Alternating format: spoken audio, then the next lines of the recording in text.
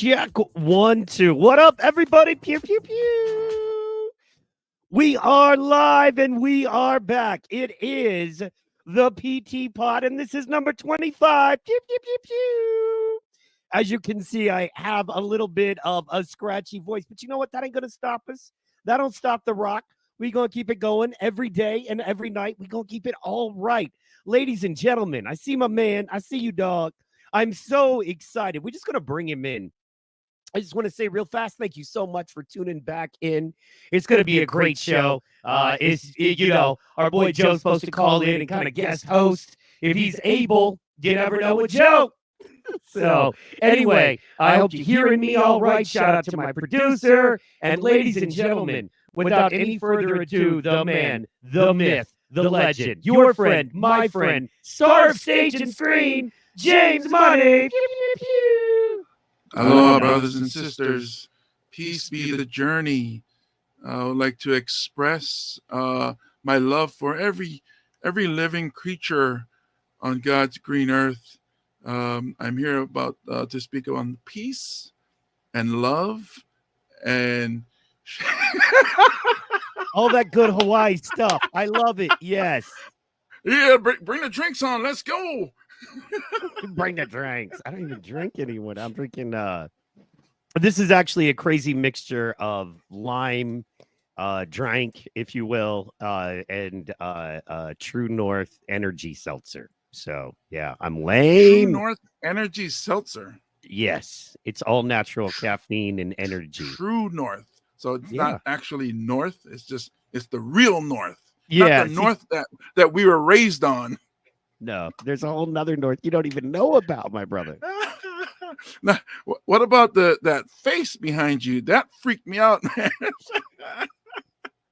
What's awesome is you're the first person to actually ask about it. That was Mike Licata actually got me that. It's a pillow. It's a pillow. It's a face pillow. My pillow. Yes, it's my pillow. Literally. My pillow. That's the joke. Oh, I was like, what is that? He put a picture on a chair, but that's a pillow. Yeah, hold on. Some people think it's a picture. Hold on. I want to do a whole show with just it. So hold on real fast. Oh, hey, it's all about me now.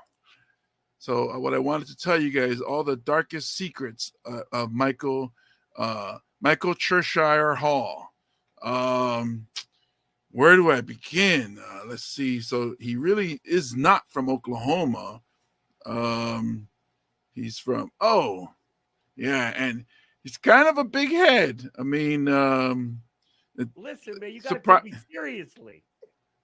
But check this out. He doesn't really have blue eyes. Those are he painted those. I did. He actually painted his iris. There's paint, and that's why there's scratches under his eyelid from all that dried paint. It's from the liquid ink when you make a mistake on your homework, and he uses that. Right. Yes. Yeah. Man, I'm excited. Tonight is the first night. He's got a huge head. Shout out Mrs. Amy K. Hall. Facts. Whoa. You said Mrs. Yes, because she's a Mrs., bro. Yes. Congratulations. I never got to say, to the person. So, wow. Boom. She says, so happy to see you, Mr. Money. Yeah. Man, you're looking trim.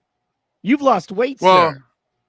I actually just make everything around me bigger so that I look smaller. So. There's nothing around you that could be bigger, dude. You're huge. For those of you that don't know, my brother James is Samoan, and he's 6'7", 6'8".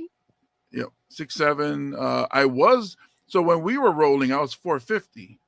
I am now 400. Nice, very nice. Yeah, it started with the coaching football. So being out there, active again.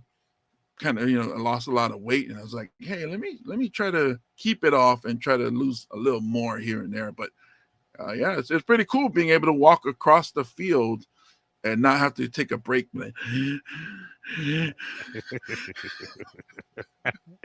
Oh, brother, I hear you. Excuse me. I hear you. I absolutely hear you. So I'm looking for a pick. So I'm so excited, man, because For those of you that don't know, let me give you a little background. Me and this man started comedy together in Hawaii a long time ago. About 10, 2011 or 2012? 20, yeah, something like that. I think, the earliest I could find was 2012, 2010. So anyway, so we started doing comedy. Basically, I'd done some open mics out here, nothing too huge. Worked a little bit at the local comedy club. But I had a dream. And I was in Honolulu and I met my man. And I was tripping because there wasn't like any comedy open mics. There wasn't a comedy club. Like there wasn't much comedy at all out there. You had 3 or 4 guys kind of holding it down. But they were the larger, they were playing the cruise ships and the big shows, and they did maybe 4 to 6 shows a year locally. And then they toured, as comics do. And so I was like, hey man, let's do this. And we found a tiny little bar in an alley in downtown Honolulu. And we started, what is known as the local Hawaii comedy scene today. Yeah. So it was the 3 guys, or they mostly would do like parties, and they kind of, I don't want to say they were holding it down. I'm gonna be like what's his name, Cat Williams, and just start outing people on your podcast. Oh shit, are we doing that tonight? Okay. No. Let's get it. Because I'll go with you. I got nothing to lose. You know what I'm saying? So I actually got a huge offer. I got 2 offers today. I got one. I can't say their names, but one person I can say he's been on Rogan several times.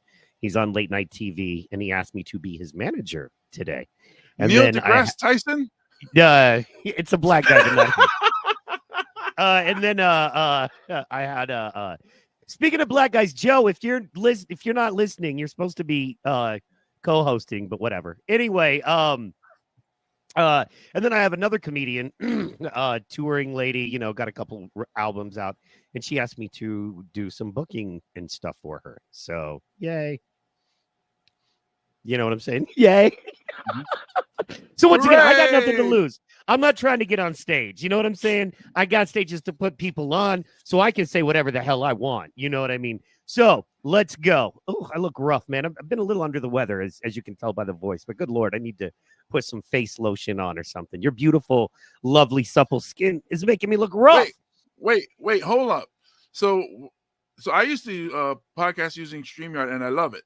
But when I've never been a guest coming into StreamYard, there is an option when I was going through the settings to touch up my face. So yeah, it was weird. So I clicked it, and it did it. It was like AI just made my face smooth and even colored. Boom! Yeah, look at that. That's that's not weird. Me. Because my skin it's like, look, up here is the same color as down here. It's not. This is not in real life. I'm old. There's things that's wrinkled and whatever. So when I clicked, I was like, oh, that's me right there. Let's see. That's a little better there. Yeah. So yeah, man. So there were some brothers holding it down, but they weren't holding it down because they weren't doing any local comedy. They weren't trying to build a local comedy scene. They weren't out there slinging flyers, busting stones to get people to buy comedy tickets. Yeah, it's more like holding it hostage. It's more like holding it hostage. Like, kind of not necessarily gatekeeping, because I don't think they knew about the gate, but they was just, this is our, we perform. I don't think they were keeping anybody out, but then they liked that nobody was coming up to challenge. You know what I mean? So like when we started out here in Hawaii, you and myself, and because I started out like maybe a year before you came, and I actually quit. I bombed really hard at a fundraiser, which I know now stand-up comedians do not, that's not your turf. That's MCs and banquet type of comedians, but the type of comics that we are, we got to switch it up to adjust to the crowd that's there. So I didn't know that. This is I've only done it for a couple months, and maybe I performed 3 times, and it was a paid gig. I saw the money. I said, sure, I'll take it. Died and quit. I said, no, it's not for me. I'm just be a bus driver and do that. And then bumped into you and your lovely mom at 7-Eleven, a couple blocks from where you live. And you was telling me, it's like, hey, you're not doing comedy anymore? I don't see you around. I was like, oh yeah, it stopped. And he was like, no, man, you got to come back. You got to come back. I was like, I bombed. It's not for me. And but I think you genuinely said to me that, you thought I was funny, that I should come back. And it was like, yeah, because again, there's nobody, no mentors. The 3 or 2 or 3 people that's above everybody doesn't talk to anybody. So and you'll never get a shot. They'll never give you a shot. And then he's like, all right. Then I showed up at one of the open mics that you hosted. I don't want to say took over, but you became the host of it. And so it kind of pretty much came your open mic. And then saw all these other comics who are probably in the same boat as I was, where like there's no place to perform. And it's like that third Thursday every month, be like 20, then 30 of us all waiting for our 5 minutes, smashed into that however long we were going on show. And it was the best thing. It's so funny because that's the best. Like I remember being like hungry. I caught the bus to get there. I got off of work, got on the bus and went to do my 5 minutes, or 10 minutes. So it's like that hunger and drive and then getting the feedback from people like myself in the same situation as myself. And then it's like, all right, this is what I'm supposed to be doing. And then we went from there and created the most I don't know to describe the FFV, the FFF, the Fox Force 5. Yeah, we did say FFV though. Just remember, that's how we branded it. So there he is. Yeah, because it's Roman numeral V. Right. And it was cool because there's nobody else.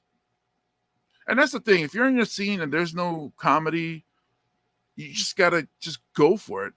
Just have a group of people that say, "Hey, you want to try it? Let's go." And we went to places that didn't want us. They didn't care for us. But that's how we learned how to do what we, and our skin is very, very thick. Oh, there it is, Fox Force V. Cavalry. By the way, for those of you who don't know, we got to say the names, man. Say their names. That is Winfield Nichols right there, still around. I don't know what state he's in. In the middle. I see you, Joe Moffett. I'm about to drop you in, baby. You go ahead and light that puffer up. I'll be right to you. So that's Fox Force 5 right there. That was our original comedy team. And the theory behind it was none of us were good enough to hold an hour like you do in comedy. No. But none of us. We all had 20 good minutes. That was I don't know about good minutes. We had 20 minutes, but I don't know about good minutes. I mean, compared to us today. Right. Compared to us today. But if I saw me then, I'd be like, this dude. Yeah, I'm ashamed. I'm still not a good comedian, hence the production and management. However, I have fun. Hosea Miterman, he's now on the East Coast. Ozell Daniel, I don't know where he is or what he's doing. Wynn is out there. I see him on the socials from time to time. And that, sir, is James Monet. And that handsome fellow is me, however you want to say it. So, yeah, that was us back in the day, my friend. The dynamics was amazing. So we had Ozell, who's black, but raised in Detroit by Arabs. Yes. And next to him is Hosea Miterman, which is the most Jewish name you can have. And there were times when I would catch Ozell just looking at Hosea with disgust. And I'm like, what's going on, dude? And he's like, he's Jewish. And I'm like, and I'm pretty sure if another Jewish person walked by, they wouldn't think he's Jewish because Hoshea was always high. Yeah. It's nothing kosher about the dude. And then, but Ozell hated his guts just because of his religion. And I'm like, how are you racist? You're black. You know what I mean? It's like, that's like me being Samoan and going, man, look at all these damn Tongans and Hawaiians. And it's like, dude, we're all the same. But Samoans, hey, Tongans, Tahitians, we're all the same. People may not know this. Japanese and Chinese people hate each other too. True story. They do not love. They don't hate each other, but they're not fans. But they all hate Koreans. That's true. Koreans don't get along. Yeah. Oklahoma, you don't get much of this. You don't get much of this because Hawaii, we have a lot of this. It's a salad bowl. Speaking of people you love to hate and hate to love, ladies and gentlemen, give it up for my sometimes co-host, always close friend, partner in the game, Joe Moffett. Pew, pew, pew, pew. This nigga say sometimes co-host. Evening, gentlemen. How are you guys doing? I know. How dare you, Michael Christian Hall? Sometimes co-host. What the hell? Like, I ain't got enough jobs I ain't getting paid for.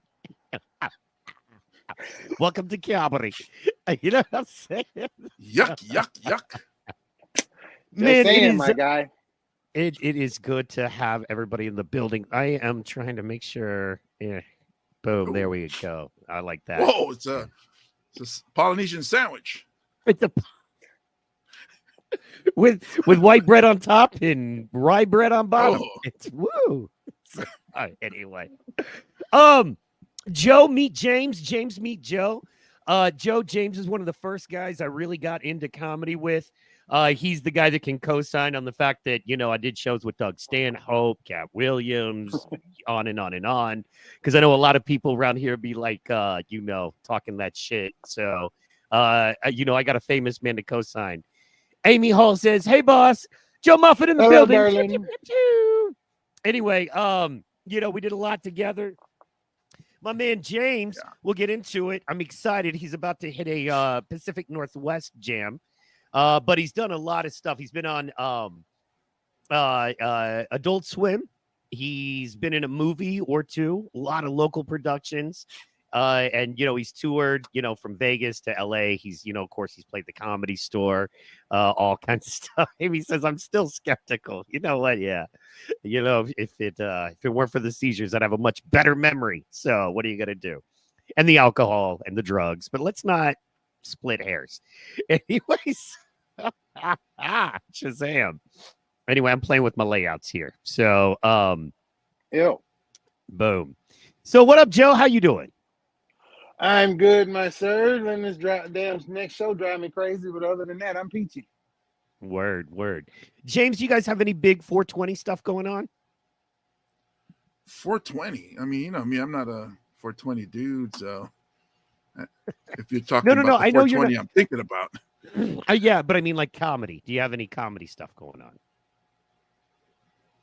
Wait, because it's big here, we do festivals and all that. So oh, see, I'm not part of that circle, so I don't. When you say 420 to me, I'm like, I haven't. But did I tell you? I don't smoke weed. I used to, and then I stopped when my daughter was born, and then she's 20 now. So a year and a half ago, I got booked for a gig I didn't know, where everybody there was going to be smoking. The audience. It was a restaurant, and they had a license that you can smoke from like from 4 to 9. And I started performing like 2 hours after they already started smoking, and nobody's paying attention because everybody is just lit, blazed. Just like, and I'm looking around, I'm like, man, and I just start roasting them, and a woman comes up to me and looks like a glass candelabra. And I'm like, what the hell is that? And she's like, here, just go ahead. And I'm like, is that a crack pipe? Because I don't know. I'm not in, the. She goes, no, here, just here. I'm like, I was like, you know what? My kid's an adult already, and what? And it's basically legal now. So I'm like, all right, come on. So she goes, here. She says, hurry up because something about the temperature. I was like, all right. So I hit it really hard. Oh no. She's like, whoa, whoa, whoa. And then she's like, whoa. I was like, what? She's like, take it easy. Slow down. Like, what is this? So I hit it again and I suck really hard. She's like, stop. And then as I bring my head back up from this gigantic pipe, and it felt like I was flying backwards for like an hour. It's like, and I was like, what is this? She's like, oh, it's dab. Like, oh, it's the strongest possible way to ingest weed that you can possibly get. Yes. She goes, it's pure. It's just the pure. And I'm like, I don't know what the hell this is, but am I going to be sucking dick after this? She's like, no. She was like, no, I got you. I was like, yeah, if you you're not going to put anything in my priorities are wrong. No, but I didn't know what dab was. So I was like, wait a minute, what the hell did you just give me? And long story short, I was fucked up for a little while. That'll do it. And yeah, and then I go to eat, thinking, let me get something to eat. Sure. I didn't know the food was infused. So this is a whole weed party. Joe, put infused food on the list, bro, for our party. Man, I tell you what, when you go into digging into all the laws and rules and regulations and what can do when and when can be where and how is it here and how is it there, you eventually just get to the point where you say, fuck it. Okay, see, that's because you're doing it not the Michael C. Hall way of doing things. You know, some of us try to get, look, hear me out. Some of us get permission. Some of us get forgiveness. You have to decide which one you need and what's going to serve, what you're trying to do better. And you move in that way. Also, not for nothing, but if you feel like it's impossible, we can find another venue. So also, it ain't about that. No, it's just because you got to deal with OMMA, and then you got to deal with Able, and them two there alone is like, that's like putting the Christians and the Muslims in a fight pit. So and it's only the strong survive. Yeah, I said it. So so it's one of them things where me personally, I don't really. As a person that I am, I don't care for heat. And that's just how I do. That's how a person like me stays doing the things that I do and not get caught. So I don't know. We're still doing it. The fucking show is happening. That's done. That's booked. Everybody's in.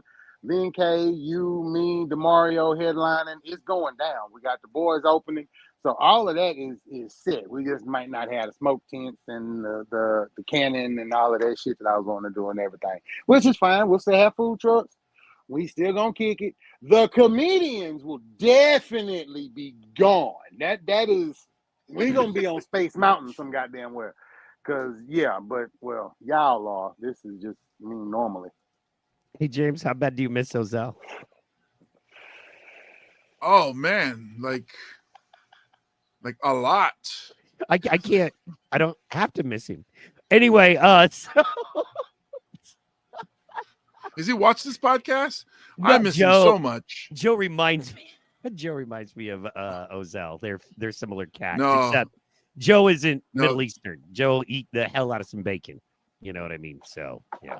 But Joe smiled. Ozell never smiled. Even when he's performing, he just attacks the crowd and nobody laughs. Yeah, no, he had the Bill Cosby bit. He'd come up on stage, Joe. Damn. He'd come up on stage and basically be like, fuck all you stupid pieces of shit, right? Like, I mean, that was almost his intro, right?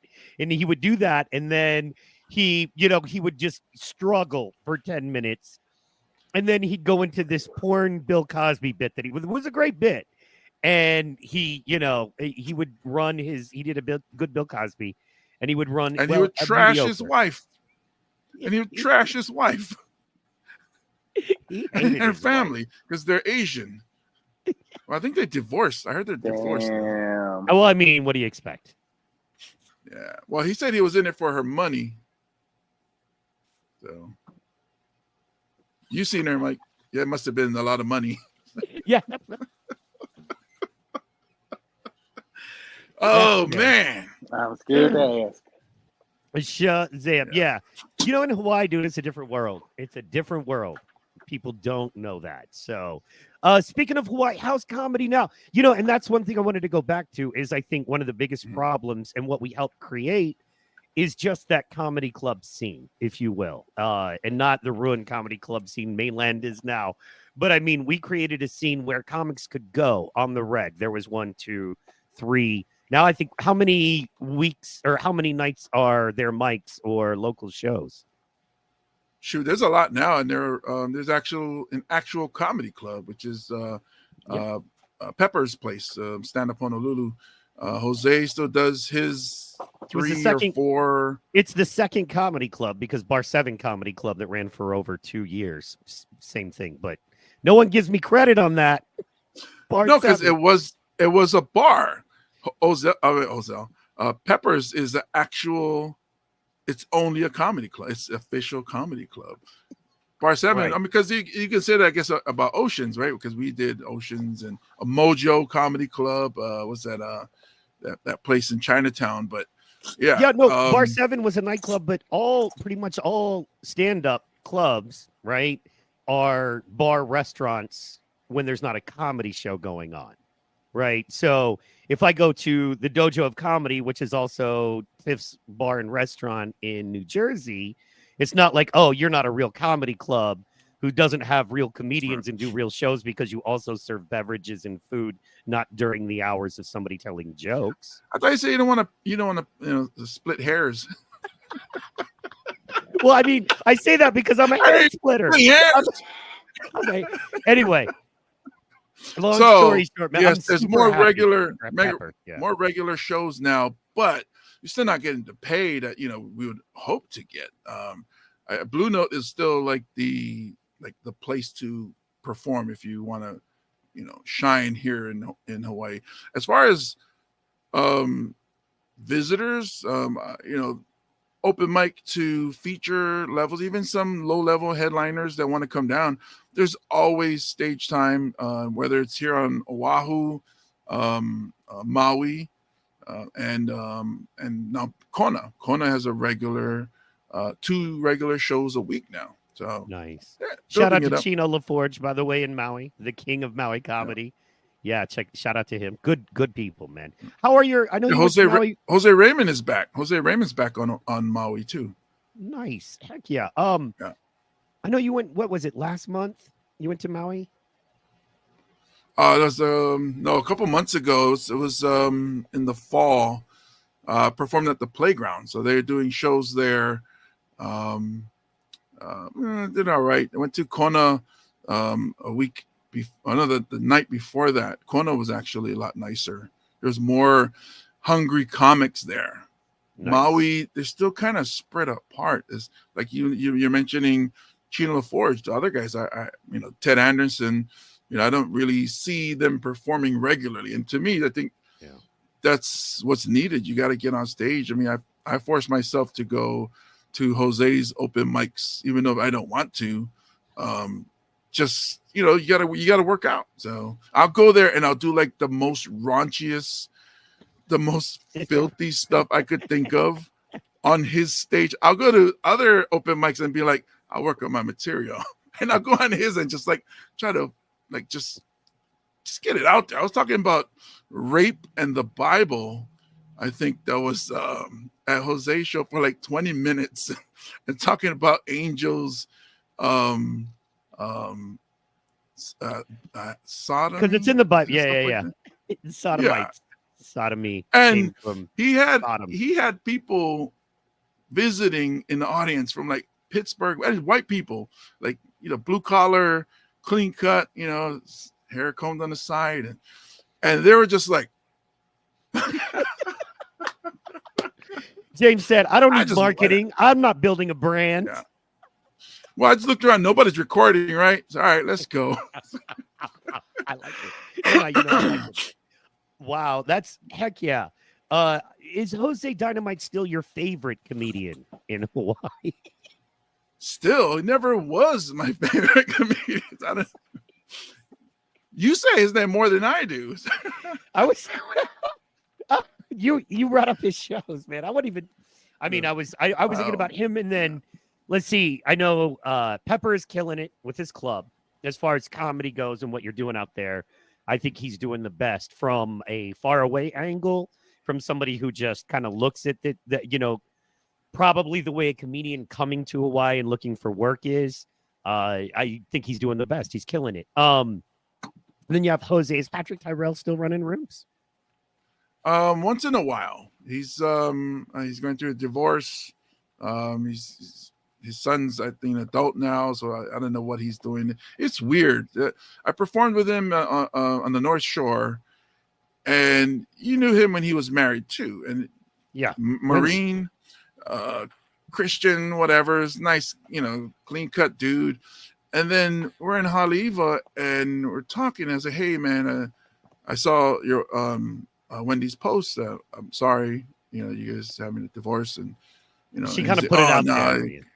Yeah, and he was like, "Well, he had his reasons," but then he started talking about chicks, and I'm like, he was like, "This girl is trying to talk to me," and I was thinking, next thing you know, we're in her car, and I'm like, "Yeah, I don't want to hear this shit from you." He's like, "Come on, Patrick Tyrell, retired Marine Church family man." So I know who has a daughter that passed away, same age as my daughter didn't pass away. His daughter passed away. Him and my daughter is the same age. And this was this reason it's popped into my head is because we're talking about Patrick, and Bar 7 is where I told this joke. So his daughter, for Joe, his daughter passed away from cancer. It's very sad. Nobody, we were all pulling for her. Unfortunately, she didn't make it through. And to add a little context, we actually did a charity benefit show called Cancer Isn't Funny, which they do. It's in their 12th year, but we organized and curated the first one for his daughter when she was still alive. Yeah, and so me being me, getting up on stage, and Patrick and his wife were there, and was talking shit about kids with cancer on stage, and then turning and looking at them and locked their eye, the eyes, and I was like, "What the?" And I apologized immediately. I said, "That's my time, thank you guys," and went over there and I'm so sorry. I just, sometimes you just get in the moment and you just riff, and whatever's coming into your head, you just spit it out. And I was like, "Oh," and Wendy was like, "No, that was funny," because I was saying, please donate to to stop to help fight kids with cancer, because we need to stop these kids with cancer. So I was like, and it just kept going. And I was like, "Oh, I'm so sorry. It just felt funny at the time." And then she was like, no, it was funny. I was like, "Okay." I felt like shit after though. So, she was cool. She was always cool. So yeah. Have to shout this out because what was it? Sunday made 2 years from our first date, right? Speaking of relationships, we're gonna switch to a good one, and that is me and my wife, who I was like, wait, who you and whose first date? me and Patrick. You didn't say Amy. Anyway, yeah, no. Amy and mine's first date was 2 years ago Sunday. I met her thanks to comedian James Money having a podcast. If it weren't for that, we have one of the coolest origin stories ever, and that is he had a cast. I was on it. He had me as a guest on his show. Thank you for that. And she was watching, and she, I guess, thought I was cool because she's not wrong. And, like, share, subscribe. And then I was doing like a live Instagram, and she was like, "Hey," and it was a Friday night. I didn't have nothing to do. We started talking. I found out she lived 2.5 hours from me, and I was like, "I'll be there in 2 hours." And I got in my car and drove right to her. Fast forward 2 years later, boom, here we are married, about to celebrate our 1-year anniversary. So thank you, sir. If it weren't for you, I would have not met my wife. Oh, thank you. I mean, we love she's you. She's a really cool person, and so are you. I don't know what to say to this. I'm just saying, here's the key with what we do that's beautiful. As grungy and as funky and as dirty as it can be, we bring people together. You know what I mean? We bring people together. It was funny though. It was funny because it was, it is like you're talking. I was talking to you, and then she's coming in through the chat, and then you go, "Oh, Texas," I knew right there. I was like, he's connecting dots. He's going to talk to, and I didn't until all of a sudden you mentioned that I think you guys are either getting married. I forget when you let me know, and I was like, wait a minute. And then you said, yep, it was from the podcast. I was like, all right, good for you guys. I was afraid you'd be mad, but then I was like, that's stupid. You know what I'm saying? Yeah, that is stupid. But don't, be good to her or I'll kick your ass. Absolutely. So I try every day, man. So yeah, honestly, dude, here's the thing about it. Yeah, I don't know what those faces are, dear. Honestly, having a woman you love makes you a better person. It just does. For me, because I don't have kids. I think if you have a kid, same, you know what I mean? And it's something that you expressed to me for a long time that I just didn't get because I didn't have anyone. But having someone in your life that you care about, that you genuinely want to see do better in life than you, or if you were to ever leave, you want their life to be better off because of you. And when you have that, it changes the game a little bit. So, yeah. Joe, I was this close.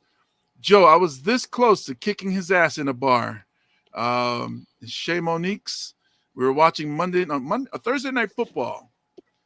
And then he brought up a night when my daughter, who was 6 years old, I was going on my way to a gig, and then I got the call that she's in the ER. So I told him, hey, Mike, I can't make the gig. My daughter's in the ER. I gotta go. So sorry about that. And he was like, oh, you're gonna bail on me? And then I was like, I got no choice. It's my kid. And then you kept bringing it up, and then this one day, I guess it was just the limit, and we were at the bar, and nothing to do with comedy. We were just watching football, and you brought it up, and I was like, I stood up, and I was ready to take you outside and beat your ass, because it was like, dude, this is my kid you're talking about. You're telling me I bailed on my friend? I would do that every day, bail on and then I think that's when we kind of parted ways. We found our way back. We reconciled after a while, but then it took a while because, and now like if I was to tell you, hey, man, you got to do this gig, Mike, but Amy calls you, say, you can't do it. I need you here, Mike. What are you going to do, Mike? What are you going to do? She's on her own. But anyway, she's grown. She grown. Nigga, the answer's supposed to be, you better call me so I can cover your ass. Exactly. I got you all day, every day. No, it's funny you mentioned that because I was in a one of those big time writing production meetings with a guy. He's actually the technical director of a thing we're doing. And it was just daddy-daughter day.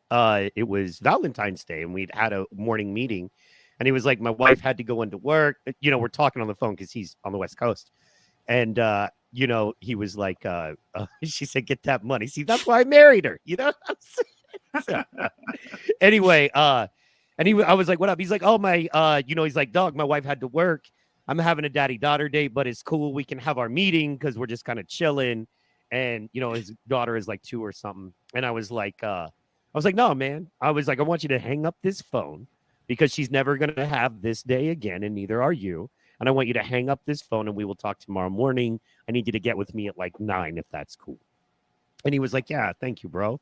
I was like, of course. So, yeah, I'm not, anyway. And I didn't know that upset you so bad back in the day. So, yeah, man. Stop wowing me. I'm a good person. Shut up. Dude, I am more forgiving than most people in this business, I find at this point. You know what I'm saying? If somebody has family stuff, I will go the extra mile. So, now to the cost of large amounts of money out of my pocket. But, and Joe will attest to, when I promote a show, I take care of my people, regardless of ticket sales, regardless of whether it's, sold out or 5 people show. My comedians always get paid guaranteed money, And, that I know. I know. I'm a good businessman on that. So. And I don't know about y'all, but your boy done put on 2 bangers, and this third one, oh my God. I'm excited. If I do it right, this shit gonna be sick, man. Hey, man, you were talking about riffing, and that's what I wanted Joe to weigh in on because Joe is an amazing riffer. My man be riffing. Mm-hmm. Look at I be bullshitting. That's what I'm doing. Now I'm writing something down for Wiper.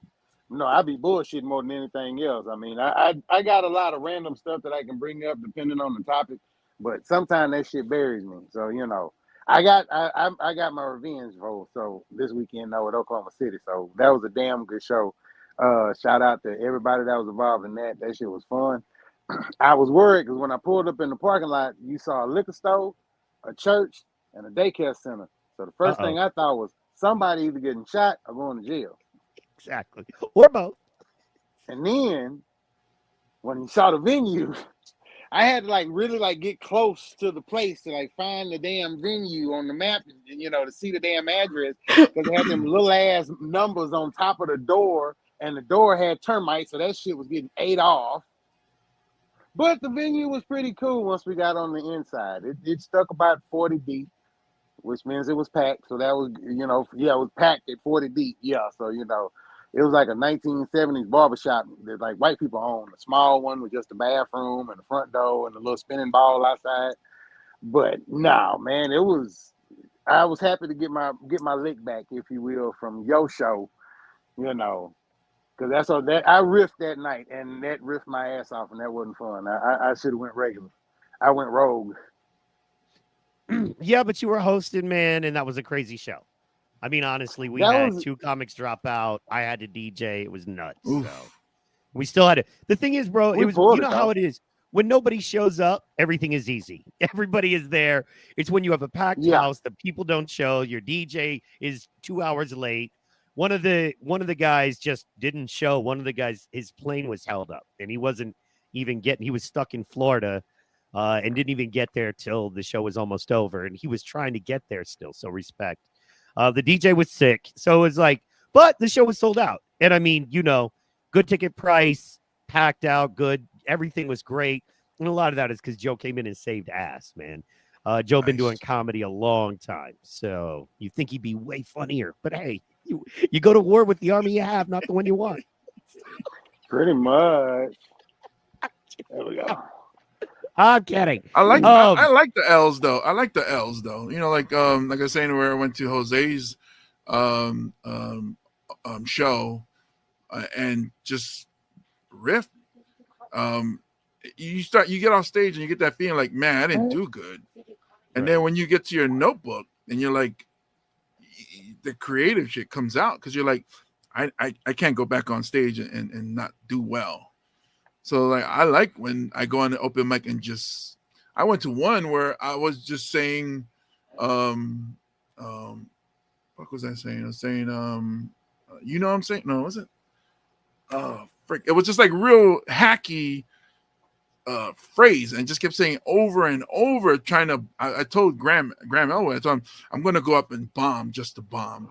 Yeah. First of all, it was in a pizza parlor that was maybe 8 people inside, the rest were standing outside the door watching, and it was just an open mic, and I just and I just went up just to bomb, and then all of a sudden that phrase that I kept saying, they started laughing and having. I'm like, what the fuck? I'm trying to bomb, and and Graham was saying, you should do that. And I was like, I am not going on stage doing that bit. I did 10 minutes of just saying that phrase, as a man, woman, you know what I'm saying? Pizza, cheese, dough, just doing that at cats, dog, and it just did it for 10 minutes. And then halfway through, the crowd just started laughing. I was like, this is weird. I put no thought into this. It's same thing as, there's that weird thing in comedy with repetition, right? It's I hope this song gets stuck in your head. Where literally sometimes I don't do it much anymore. But when I do, there's a point where I pause and I go, you're going to get it. You're going to laugh a little bit. Then you're going to get annoyed. Then you're going to start laughing really hard because I don't stop doing it. And you enjoy it. And then that's exactly what happens. And then they realize what I said was right. And they're laughing at that then. So that's hilarious. Your rap bit is fucking hilarious. Well, oh, yeah. 5-word freestyle. That's my parlor trick. Actually, James was there when it was invented, man. It was a true story. Indigo? The way that was invented. Hawaiian Brian's. It's around that I remember, time. yeah, because it was one of those shows where 4 comics that got up, They had gone progressively worse. And it was one of the crowd was unhappy, and they had every right to be. It was one of those, man, we got away with a lot of shit. But anyway, we just weren't that good, and we didn't get to tour and work with any other comics because you're in Hawaii. So we had ourselves in Comedy Central at the time.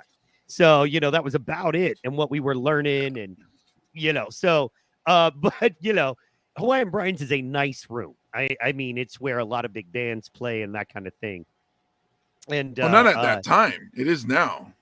Yeah. At that time, it was curtains surrounding the tables, and on the other side of those curtains, people playing pool. Yeah. You're already telling jokes like, "Hey, how's it going, everybody?" Ka-tunk. Clink, clink glasses, like most gigs on the mainland nowadays. Yeah. But the crowd was just rough. They were unhappy. I mean, like you could just feel the vibe of they don't want to be here. And there was me, and then I think one other comic, then you. I was either following Hosea or following Ozell, and one of them was going after me because we sandwiched. Because I felt strong enough to hold for a minute, and you were headlining, and so. But I remember I got out there and I was just like, I got to do something. And I was like, I know I can freestyle. You know what I mean? And they were talking, and I was like, let me get them to focus by getting words, and I'll see if I can rap them. And and from there on out, I was able to, for me, slap the shit out of that, get as much as I could out of it. For me, the classic story, the classic Michael C. Hall story is when we did On King, which is an art gallery in Chinatown, and very, very, was it pretentious? I guess it was the place where you go in there, you got hardwood floors, and instead of selling alcohol, they were selling kava, which is, and these are white and Asian people, and they're selling Polynesian, this root that we grind, and then we squeeze out the juice, and we drink that. You don't get drunk, but you do get a buzz. So they're serving kava, and I'm looking at it. I see I'm the only Polynesian here. How dare you guys serving kava? Anyways, we go there as the Fox Force 5, the 5 of us. See, I don't know this story. Like, this is fun because I don't know this story either. However, I'll believe it because So first they have a woman go up who is a poet, and she goes up, white woman, and we're saying, okay, this white woman's going up to do some poetry. All right, let's see. And she goes up and she tells us that she's Mexican, and that her grandmother, who was and her land was raped by the blonde-haired, blue-eyed man, and just talking about how terrible this blonde-haired, blue-eyed man was throughout her whole, and people are. And then the host goes up and goes, thank you. Oh, that was beautiful. And then the struggle. All right, next, folks, we got a treat. Michael C. Hall and the Fox Force 5. And in comes the blonde-haired, blue-eyed man. And goes, we're going to do a Your Mama battle. And we did. I miss Your Mama battles. Yes, we did Yo Mama battle after this woman is talking about her grandmother or great-grandmother who was raped by someone that looked like Michael. Then I'm like, your mama's such a bitch. She sucked 3 dicks. And then that was the wild, wild west for us because Hawaii had no place for comedians unless you were already famous. And the established dudes had decided they wanted no parts of us. They weren't. And I gotta be honest, that was their miss, because if they had figured out, they did. They tried to incorporate, I think, but to this day, and I'm telling you, so I don't think so. This Pro Ridge gig that they got going, Andy Bumatai still messes with me because Andy Bumatai, who's like for here, Joe, the godfather of Hawaii comedy, he likes when the opener is good or even better than him, because then it makes him step up. Yeah. The other person that's running that Pro Ridge gig that doesn't. He puts unfunny people in front of him because he doesn't want the crowd to think that he's not as funny as the other people. So, and I've yet to be asked to go to the show, which is like half a mile from my house. Everybody keeps asking, hey, how come you don't perform there? They never asked me, but that's okay. I'll perform in, bigger place.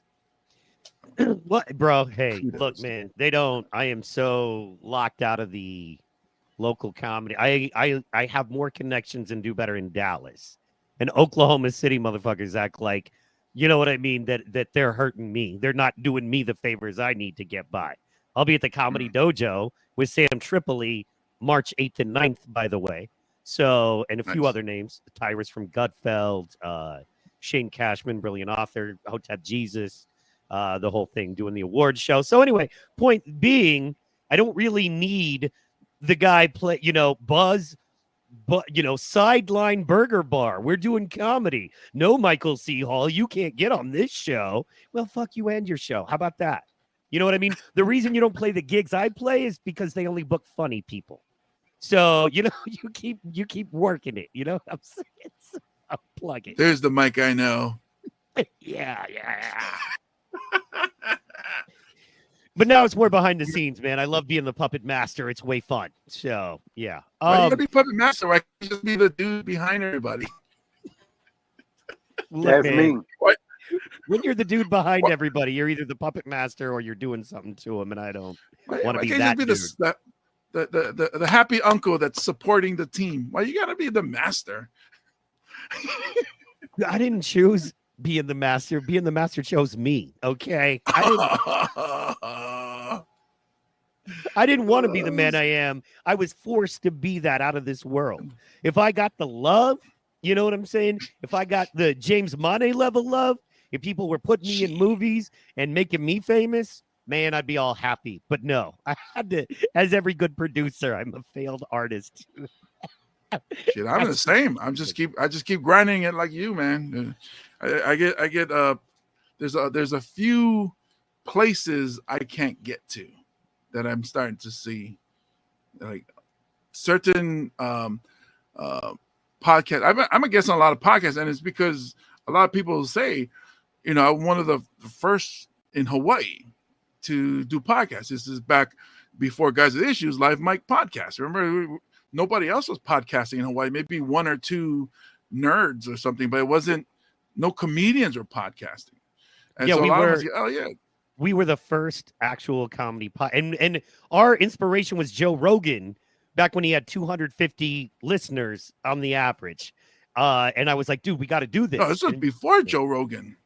Well, he had his little. It wasn't what he had now. It was like literally him and some guys on a couch. So, but I saw that and I was like, this is where it's going. This is what's going to be the thing. Right. So, because I remember, dude, it was so for me, it was Adam Carolla. It was Adam Carolla. And it was way back. And Joe Rogan wasn't even, mentioned. And let me, actually, our boy, Graham Elwood was with Doug Benson, I want to say. No. Well, Doug Benson was a different one. Comedy Film Nerds was Chris Mancini. That's him. Okay, but Graham was on that one. And then I thought him and Doug either had a show or Graham was a consistent guest on his show. Earbuds. Yeah, the movie he did. The documentary, That was Graham was one of my. And it's funny because look at us now. How we're streaming, and when we did live mic show, it was you turned on your video camera to record audio. Yes, and then it was so hard because then I had to plug the video camera into the computer, download it all. It took like 4 hours to download it. Then you had to upload without the video because it took long because it uploaded the entire file but only played the video. Yeah, dude, it was nuts. Podbean? It was too hard. Yeah, Podbean or something like that. Which is still a thing. It's still a thing. So Podbean is still a thing. So yeah, man. Back in the day. The early days. So Joe, talk to us, baby. You got a comedian here who's done movies, played LA, touring the West Coast. You know what I'm saying? Been to Vegas several times. Star of stage and screen pods. What do you want to ask him? Ask him, whatever you want. But what would you ask him? I don't fucking know. I didn't prepare for this shit. This nigga act like I'm sitting here with notes. Do you not know me? I didn't prepare with notes. To say hi. I'm Shit. You ain't supposed to have notes. That's your homeboy. If you need a note for your homeboy, you're a horrible friend. I don't need notes on it. There's some holes in his brain that he's trying to fill in while we talk. Right? I'm like, yes. Can you get me booked? That would be number one question. Yes. Sorry, I'm just that guy. If we're going to be asking questions, that's number one. Yeah. See, Joe, if I come out there and I put on a show and we get paid, will you be on it? That's number two. Because I put on shows as well. Like I said, I got 2 hits so far, and we got a third one on the way before I open up this next room. I'm looking for the room now. Hell yeah. But I'd love to make it out there. I'd love to make it out there to Oklahoma. And as long as Mike is cooking, I'm there, man. Mike can grill, so yeah, I might work just for food. I've changed so much. I don't be letting people in my house now. None of that like I used to, man. Too many haters. You can't trust nobody. You, of course. Joe, maybe. But and of course, Joe, you're more than welcome. I ain't been in that nigga house. You sound like me. Hell. Ain't nobody been to the trailer. Hell, and not many. I barely let the kids come in because I can whip this up and pull off anytime I want to. And they wouldn't able to find us for months. Man, look, it ain't even about that so much for me as it's about my other podcast and the content that I do. And funny story, you might have heard this if you're in the comedy world, but there's a touring comedian. Her name is Chrissy Marr, and she's going to be at this event that I'm doing at the Dojo of Comedy. And she was actually playing there Saturday night, and she got pepper sprayed by Antifa comedian. So yeah, so the thing there is, between the hate, for just living and dealing with the controversial people and dealing with the controversial topics we deal with, you know what I mean? I keep a pretty closed list. So, you know what I mean?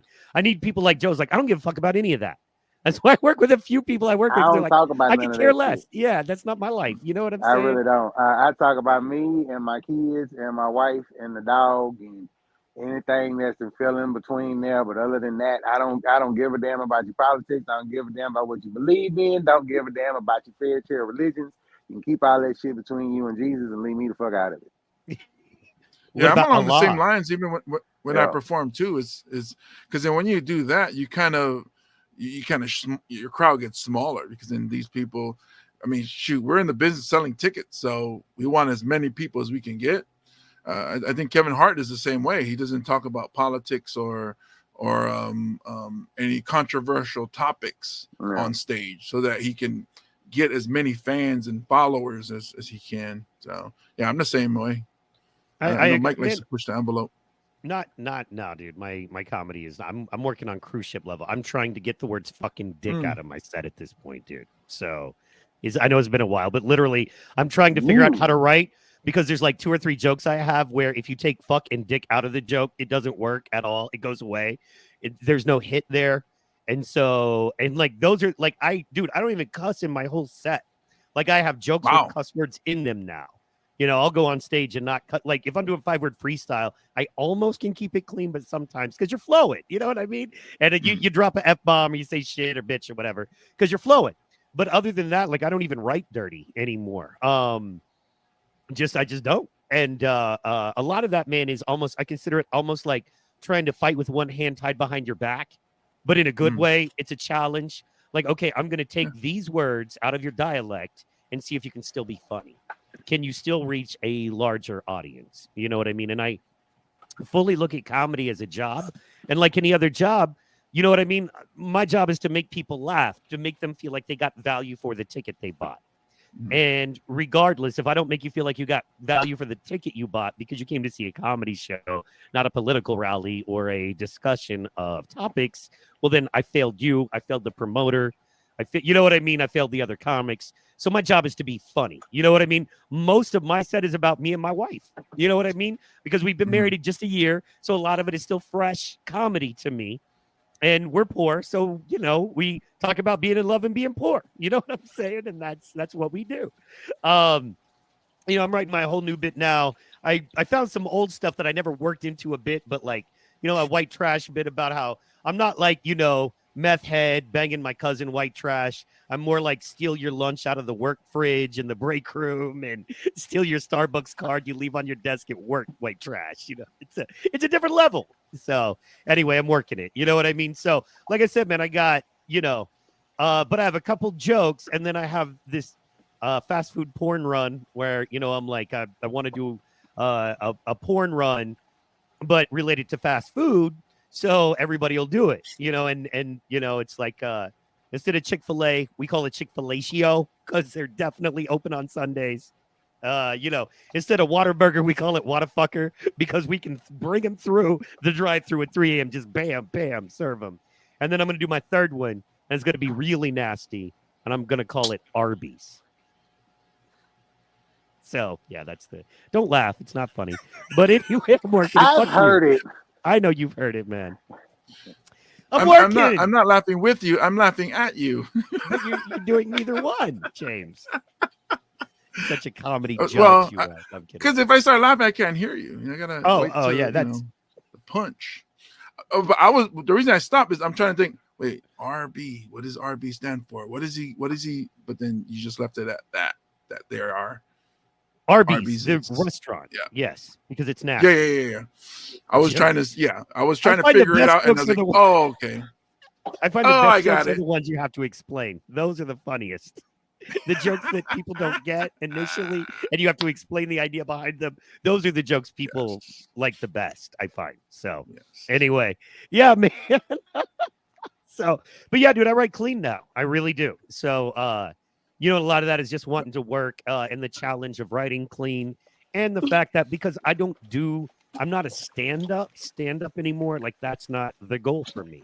It's a tool that I have, I love doing stand-up, and, at a point where a tour makes sense, I'm going to go in the gym and work it out. Just like a fighter doesn't train all year round. He trains for 3 months, 4 months, and then goes into the fight. That's the thing. But right now, between the production, the podcasting, that kind of stuff, and I'm seeing just enough success to, for a stupid guy to keep doing it. You know what they say? A little bit of success is a dangerous thing. So, doing that, and then that kind of thing. I'm trying to, I'll be doing some pro wrestling commentary in Atlanta. So this summer, I'm excited about that. So yeah, man. And so comedy is more like that way too. Yeah, I'm seeing it the same way. Stand-up comedy is what I love to do, but it's not paying the bills regularly because the gigs are too far. So I'm going to Tacoma and Portland this weekend. The next real gig, because I'm booked at other stuff in between, is not the next real pay is Hilo, the end of March. And the next real pay is the end of April, and I'm in Waikiki, and so I'm starting to pick up other gigs in between, but they're not paying, enough money to pay enough bills. So it's looking like the way to go is podcasting, for me, anyways, and making building followers on social media, because that's what it looks like where it's going.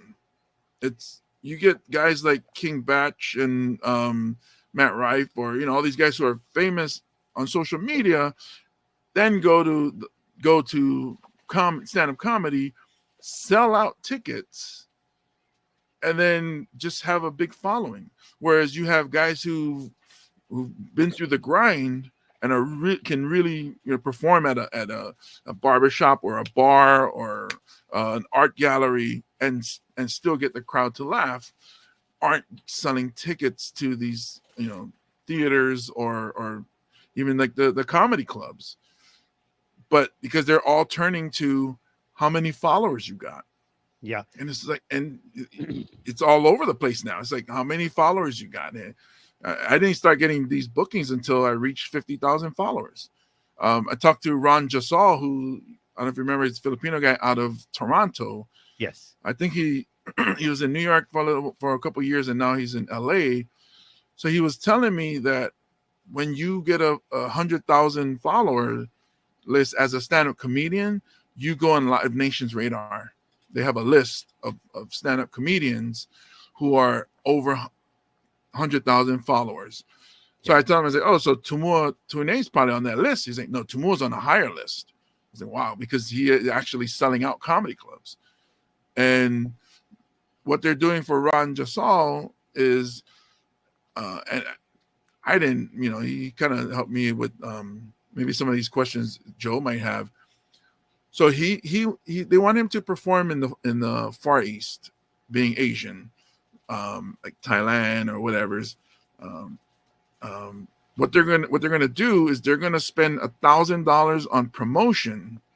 Obviously, we don't have that kind of money, but Live Nation does. Right. By putting one of his viral videos and promoting them or boosting them in that area, so that the people of that area start to see his videos. And when they see his videos, they see how many people, reply or comment or like or share. Then they figure out, okay, in this town, he did so much. He'll do a theater show there. In this town, didn't do so much. He'll do a club there. In this town, right. And that's how they make his tour. And then they'll So I was like, wow, I didn't know. So I, not having much money, I boosted some of my stuff in Tacoma and Seattle for this coming weekend, and not so much in Portland, because in Portland I'm actually going to be in Adam Posse's show. So it's, he's the headliner of the show. That's his promotion. So I'm headlining in Tacoma. So I'm blasting it. I keep hitting up. It's Nate Jackson's Super Funny Comedy Club, trying to build that reputation. So hopefully it does well. And I'm at the point where they won't fly me there. They won't pay for a hotel. But if you're in the area, you can come and perform. So lucky for me, I found, cheap round trip ticket. I'm also a high school football coach. So we have a clinic in Portland that same weekend. So it just worked out that, I'm going there anyways. So I'm trying to book as many shows. Tried to do a Don't Tell comedy show up there, but I think it was too late. Yeah, there's the Tacoma. I did the Honolulu one. Pepper was just in two Phoenix. Don't Tell, I don't know, one is in Phoenix, both in Arizona. Don't Tell comedy shows. So the cool thing about them is you don't have to promote shit. You just tell them, hey, I'm yada yada, I would like to be in the show, and then they do all the promotion. Not a fan. So I don't want to talk shit because I don't want to. I mean, I like it because with Blue Note, I have Blue Note Hawaii on April 26th. For 30 days prior, I cannot promote that I'm doing any shows in the vicinity, so basically on island. So if Don't Tell hits me up and says, hey, we're doing one 2 weeks before your show, you want to perform? Sure, because I'm not promoting that I'm in the show. Right. So right. That's, for me, that's why I like Don't Tell. But no, I hear you. Hey, man, get your bag, dog. I'm never gonna hate get your bag. Is it damaging to the industry as a whole? Absolutely. Absolutely it is. It just we work so hard to build our names, and then promoters come through and go, I'm about to make money off you, and build zero name for you, and you don't get the promotion, you don't get the flyer, you don't get the video, you know what I mean? You don't get your name on the ticket, you don't get your name on the sign, you get none of that. Our promotion gets all that, so we get to go anywhere and use whoever we want to use, right? Mm-hmm. And like any promotion, they're going to make the money first because they have to. I'm not hating on them, but it is a business. Mm-hmm. You know what I mean? If you don't make money, you don't get to stay in business. Something that no performer has ever figured out, because you promote. Joe definitely knows because he pushes hard on his promotions. But something that a lot of, comedians haven't figured out is you understand if I go broke, you don't get to keep working. Well, just being honest, as a promoter, I got to make some kind of money here. But I don't know, man. They got one coming to OKC, and there's a popular local dude. He's doing it. I got no hate. I got love for him. But he's doing it, and that's cool. But I don't understand. They had a thing come through on the mainland. See, they have all these little scams and hustles on the mainland. Like last year, okay, so for about 3 years, it was the festival grift, right? And it was a straight grift. and how they got people there. And in fact, they're doing one. They literally stole the idea. I worked with these guys, toured with some guys, and I 100% gave them the name of this festival, how to do it, where to do it. And then I found out they were some assholes. And so I quit working with them.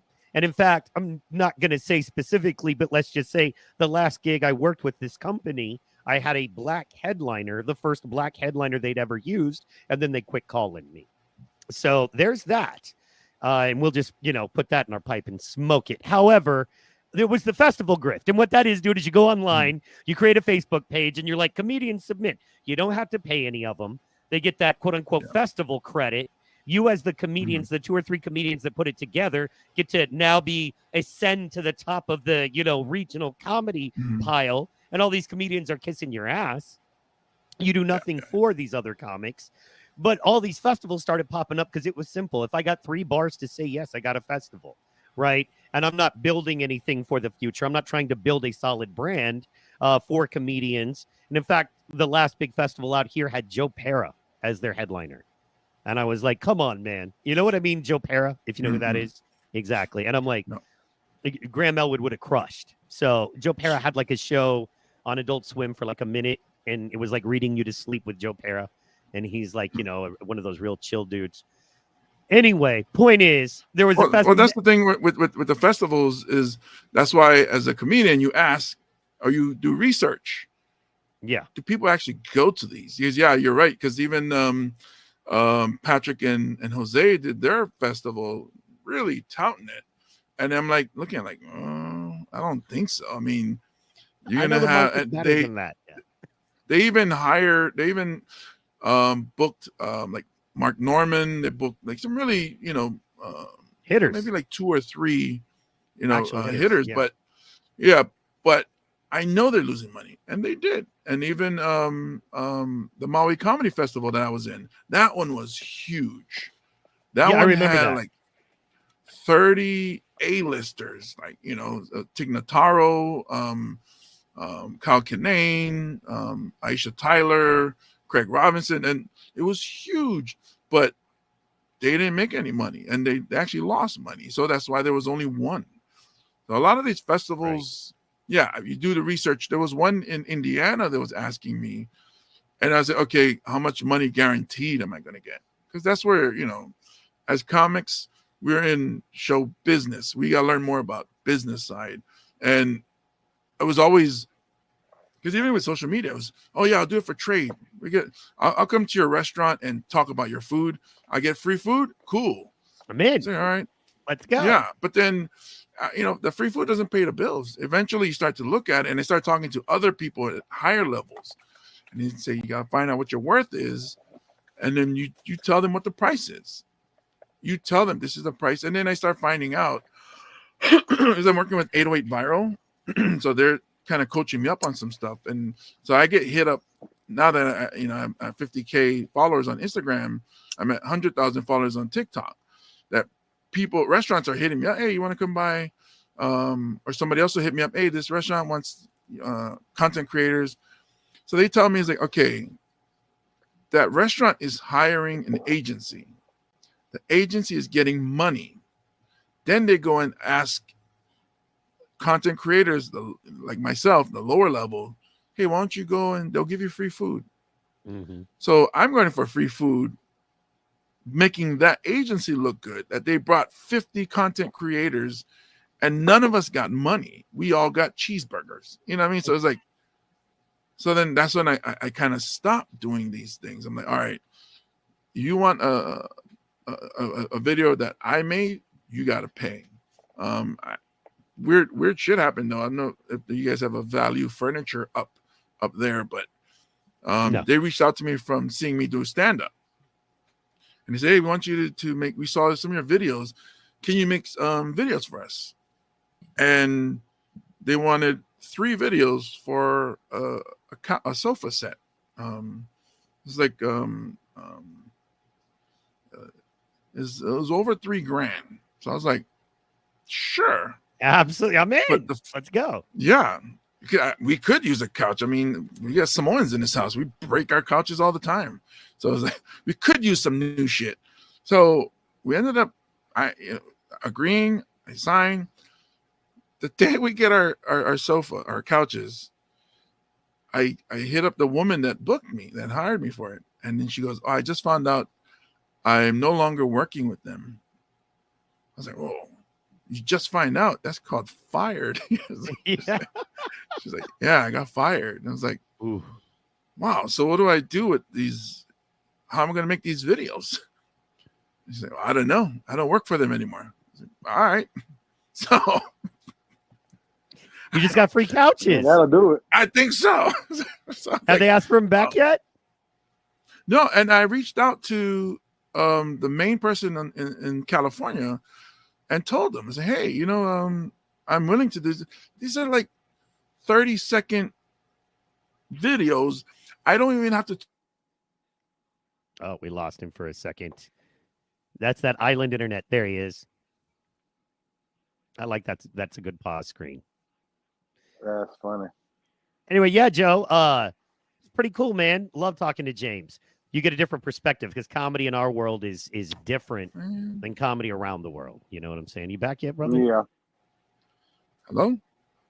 I can hear you. We can hear you.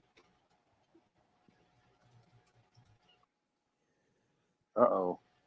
You there, baby? There you are. There you are. Oh, shit. Now I'm in the middle. Hang on. I think Value Furniture cut me off. You was talking that Value Furniture shit. And they were like, "No, he mentioned our name. I can't hear you guys. Hold on. You're good, baby. You're good. We see you." Can you guys hear me? Yeah, perfectly. You're good. Can you hear us? I don't know. Value Furniture probably heard, and he's like, "Shut it down." Can you hear me, James? Oh, man. Give me a yes if you can hear me. Oh, there we go. I hear you now. All right. Cool. Wow. I thought Value Furniture cut me off. It was like, "Stop this, man. He owes us some money." I'll make those, but all they want is like 30-second videos of, I don't have to say the product. I don't have to say the store. It's just, I'm doing a regular video like you've seen my videos I've done, being a bouncer or whatever. And just so happens there's a couch in there. But they've never got back to me. But are you keeping the furniture? That's the most important thing.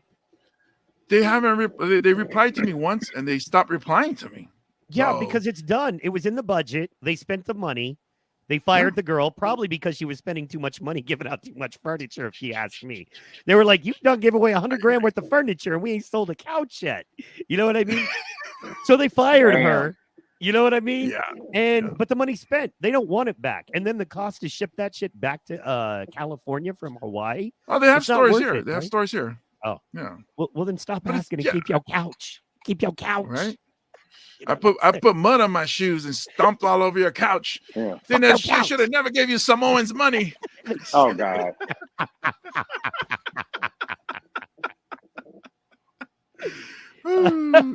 Dab's a hell of a drug.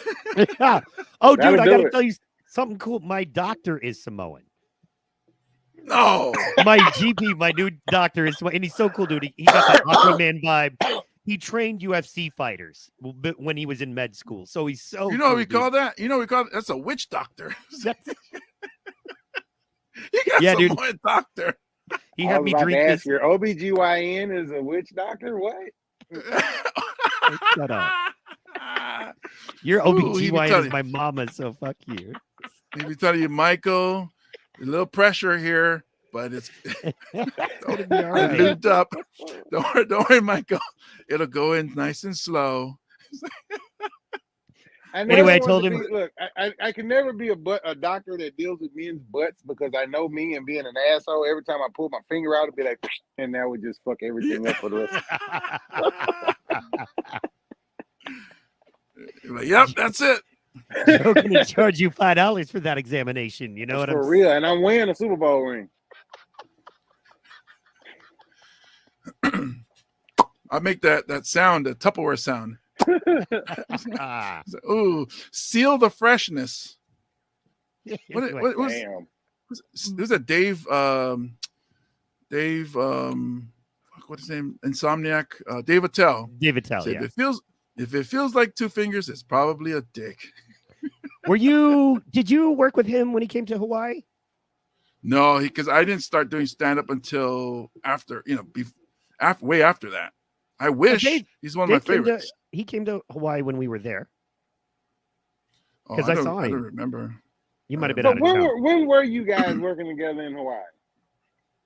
About 10 years ago-ish. Well, for about 8 years, 10 years ago. Yeah. It was like about 2012 to about 2018. Well, I came back in 20. About there. So. Oh, okay. No. I came back. Well, there was. Yeah. Sorry. Go ahead. Yeah. No, I think there was a time where we stopped working together. That's why. But we were still doing comedy. I mean, we still ended up on a few gigs and stuff. So when you left, but the thing that keep us tight is that we started out when there wasn't shit for comics here, and then because we both was in the shit trying to get out, I think that's why we bonded so well. People are like, "You're still friends with Mike?" I was like, "Yeah, we've been through war." I was like, "Why wouldn't I be friends with Mike?" Well, and I think like a lot of war buddies, he taught me how to be a better human, and hopefully I taught him a few lessons about the industry that I knew back then. We all know a lot more now, and he knows a lot more than I could teach. But back in the day, because I had a little bit more experience, and I'd been in the music world and stuff, and my man just didn't do a lot of entertainment other than being a football player and stuff at the time we met. So man, hopefully I helped you with the business, and I know you helped me with being a better person. And what's funny, war buddies, that's normally how it is. One person is going to help you learn how to kill, and the other guy's going to help you how to not be such an evil murderer, So, no, you're the guy to help me bury the bodies. No, this is what you do with it after you're done. So, no, but there was a lot because, the way I am, my personality, I wouldn't step out of my lane to get something I want. So that's a huge part. I quit. Remember, I quit. You pulled me back. You pulled me back in. So, that's and then seeing you. So, okay, Joe, I don't know if you know about Hawaii, but Hawaii don't like white guys. So, well, please have me come out there. Please. Do not. Yes, the white people are the worst people here in Hawaii. So for Mike. Niggas? Yeah. Oh, they think about niggas. Pepper, who owns a. Well, I know the ladies like him. I know the ladies like. Never mind. We booked. We're booked. We going. Yes, we're booked. You just say less. It's everybody against them. So yes. But so from my point of view, seeing, and he knows the uphill battle he has, but it's still going up the hill. And I'm like, we gotta give it to the little guy. I mean, shit. I mean, nobody likes him, but he still grinds. He still fights for it. And I was like, respect, man. And it's like, and I look at myself, I'm like, dude, I'm this huge dude. It's all, I don't want to rock the boat. I don't want to make any trouble, because that's typically that's the Hawaiian way. Is you very Hawaiian, very polite, don't step out of the thing, don't be that guy, just don't be that guy usually. But then now, knowing Mike and knowing what I'm capable, it's like, I might have to kick some people over to get what I need, take care of my household, and I've been doing some of that. But some of these gigs, I'm lucky that people ask for, hey, anybody here to do? Nope, I do. I do comedy. Right. I'm the guy. No. Yep. And works out. I got folks in here right now trying to get me to do a church gig, and I told them, can I bring the Bible notes on a cheat sheet maybe and write that shit on my arm or something? So that's the funny Rodney thing too. 712. Who the fuck is Rodney? So clean. That's the saying. Clean comedy pays more. I don't like to do it, but I do gigs like Andy Bumatai, Tumo Tuine. They book big gigs. As an opener, I make $500 off of 15 minutes. opening for these guys, and it's clean shows. My own show. So, Greg Azus, Mike, my Greg, manager. yeah. Pipeline, shout out to Pipeline, though. That was, I got to open for it. That was what broke me into actual comedy. Whitney Cummings and, gosh, so many names. How many names? Jim Florentine. Joe Coy, Doug Benson. Like, dude, it was Graham. That's where I first met Graham. So in person, because I was a fan of his podcast. Yeah, like you name it. And, this was long enough. This was before they are who they are now. A lot of them. Whitney was pretty hot. Graham was really hot at the time. I remember I was so excited to just see Graham at the time. Now he's like a homie. Yeah, he was bringing him. Greg was bringing him down and losing money off of all the shows. But he was such a fan of comedy that he was like, nah, cool, because he owned a store, I guess, that was making money. It sold weed paraphernalia. So, but yeah, he always promoted my Blue Note shows as family friendly shows. So I told him, I said, you got to stop that. I did the first one. It sold out. Cool. No more. And he goes, why not? It's an angle. I was like, you don't see Seinfeld saying it's family friendly show. You don't see Brian Regan. They don't swear. They don't say family friendly show. Let's just say it's a comedy show. Thank you. I'll read the audience. If I'm up there and they want to hear shit, then I'll do shit. If they don't want to hear shit, then I won't say shit. It's damn near creepy. Yeah, it's crazy. It's just the way I've been hearing it lately. Is like, clean comedy show, clean. I'm like, where in the fuck are these fools getting booked in churches? I used to go to church all the time and pass the fuck out on the back row because the pastor was a boring bastard. But now they getting comedy shows and shit. Got hip hop artists coming through there and shit. For real, I'll be seeing more comedy shows and I'll be seeing niggas actually go to church in the damn comedy shows and shit. And what the hell? And then everything clean. We only do clean comedy. Well, good for you, Scooter. I say fuck a lot. Sue me. Shit. Maybe you should do that in the church. I wouldn't mind. Hell. Let's clip that. I'd be stone sober first thing on a Sunday morning. I would do it fresh out of bed. There's a saying in comedy, not what is it? Not all clean comics, or not all comics are evil, but all clean comics are evil. Something like that. But yeah, there's a rule and kind of a known thing that the family-friendly comics are the worst people off stage. Like they just are. And I think maybe because they have to play such a role on stage. So I'm not necessarily saying Jim Gaffigan. I'm saying there's a lot of guys we know that work clean that aren't great people actually at all. So, and that's interesting. But once again, I still like the challenge. I like the thought that if somebody is offering me money to do stand-up, I can do a clean 20, minutes or something of that nature. So, but anyway, but back to the comedy hustle. So, and I was going to ask you if you saw it out there, but not as much. So, and then they move from the festival grift because, like anything else, the cream, if you will, rises to the top. The lightest turds float to the top of the bowl. But the thing there is, there was a couple of comedy festivals that will remain nameless because I don't want to hurt anybody else's career that kind of rose to the top. And what's funny is I know I'll never get on it, side note, because there was one of the festival promoters, Matt Rife, was coming to Tulsa. And, the Live Nation ad was out on Facebook, right? It was like, get tickets now. And this dude was so proud of himself, right? And his comedian name is Rick Shaw, first of all. He's an old white man, and his comedian name is Rick Shaw. We'll just leave it there for now. Rick Shaw. Racist, but he's super liberal. Anyway, racist against Chinese folk, which doesn't matter in Oklahoma, but in Hawaii it would be a big deal. Anyhow, so he leaves on the Matt Rife thing, I'd rather watch paint dry. He said, oh, no. He said, are you selling tickets to watch paint dry? Because I'd rather do that. Then he screenshots it and posts it on his page and says, I says what I says. Like he's proud of it. Like he really burned Matt Rife or something. Really? I'm like, really? And this is the biggest festival promoter in the state? Okay. So then, you know me, I had to respond.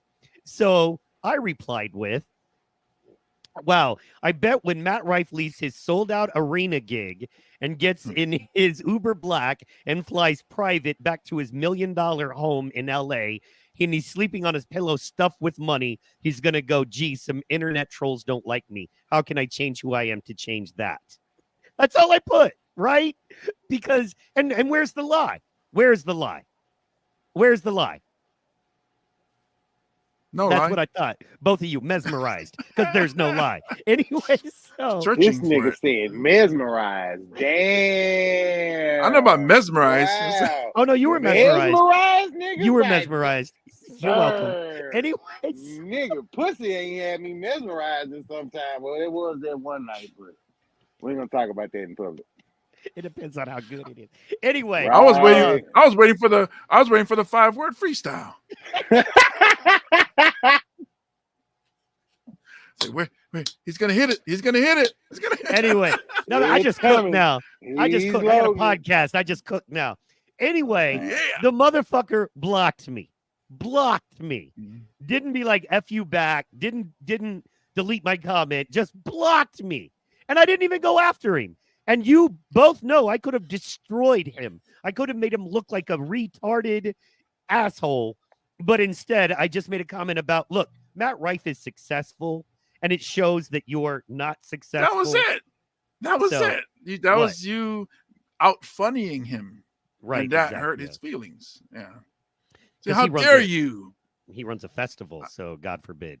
Anyway, so now the new grift is funniest comedian in Oklahoma, right? Funniest comedian in Arkansas, funniest comedian in Texas. We had literally last year, we had 6 funniest comedians in Oklahoma contests. Joe, I think you were in 1 or 2 of them, yeah? No, you were in none of them? All that shit. I swear you're in 1. I did the Kenan Thompson one. Well, that's different. That was the only one I did. Different hell, it was still ran by the same motherfucker who ran the other one. So I don't know how different it was. Side It note, was yeah, ran by the same cat. And I think those are the same people doing the Don't Tell comedy show too. So, and I'm trying to figure out what. Yeah, I think it's the same. Well, guy. the Don't Tell comedy, and I'm not defending them. Don't Tell comedy. There's one dude, but every city or state will have their own producer. So it could be like you were running a Don't Tell, Jose is running a Don't Tell, somebody else. It's like franchise. They have the name, but it's being run. Every city has somebody else running it. They call them producers. So the one running it here is this very young girl who used to live in New York, but she's originally from Hawaii. She used to work with music promotions. So she came back home and she said she saw the Don't Tell and she reached out to them to become a producer, I guess like an ambassador or whatever of their brand here. So anybody can do the Don't Tell. So you can do the Don't Tell if you wanted to. All I can hear right now is Kanye West song When It All Falls Down. And it says, and the white man get paid off of all of that.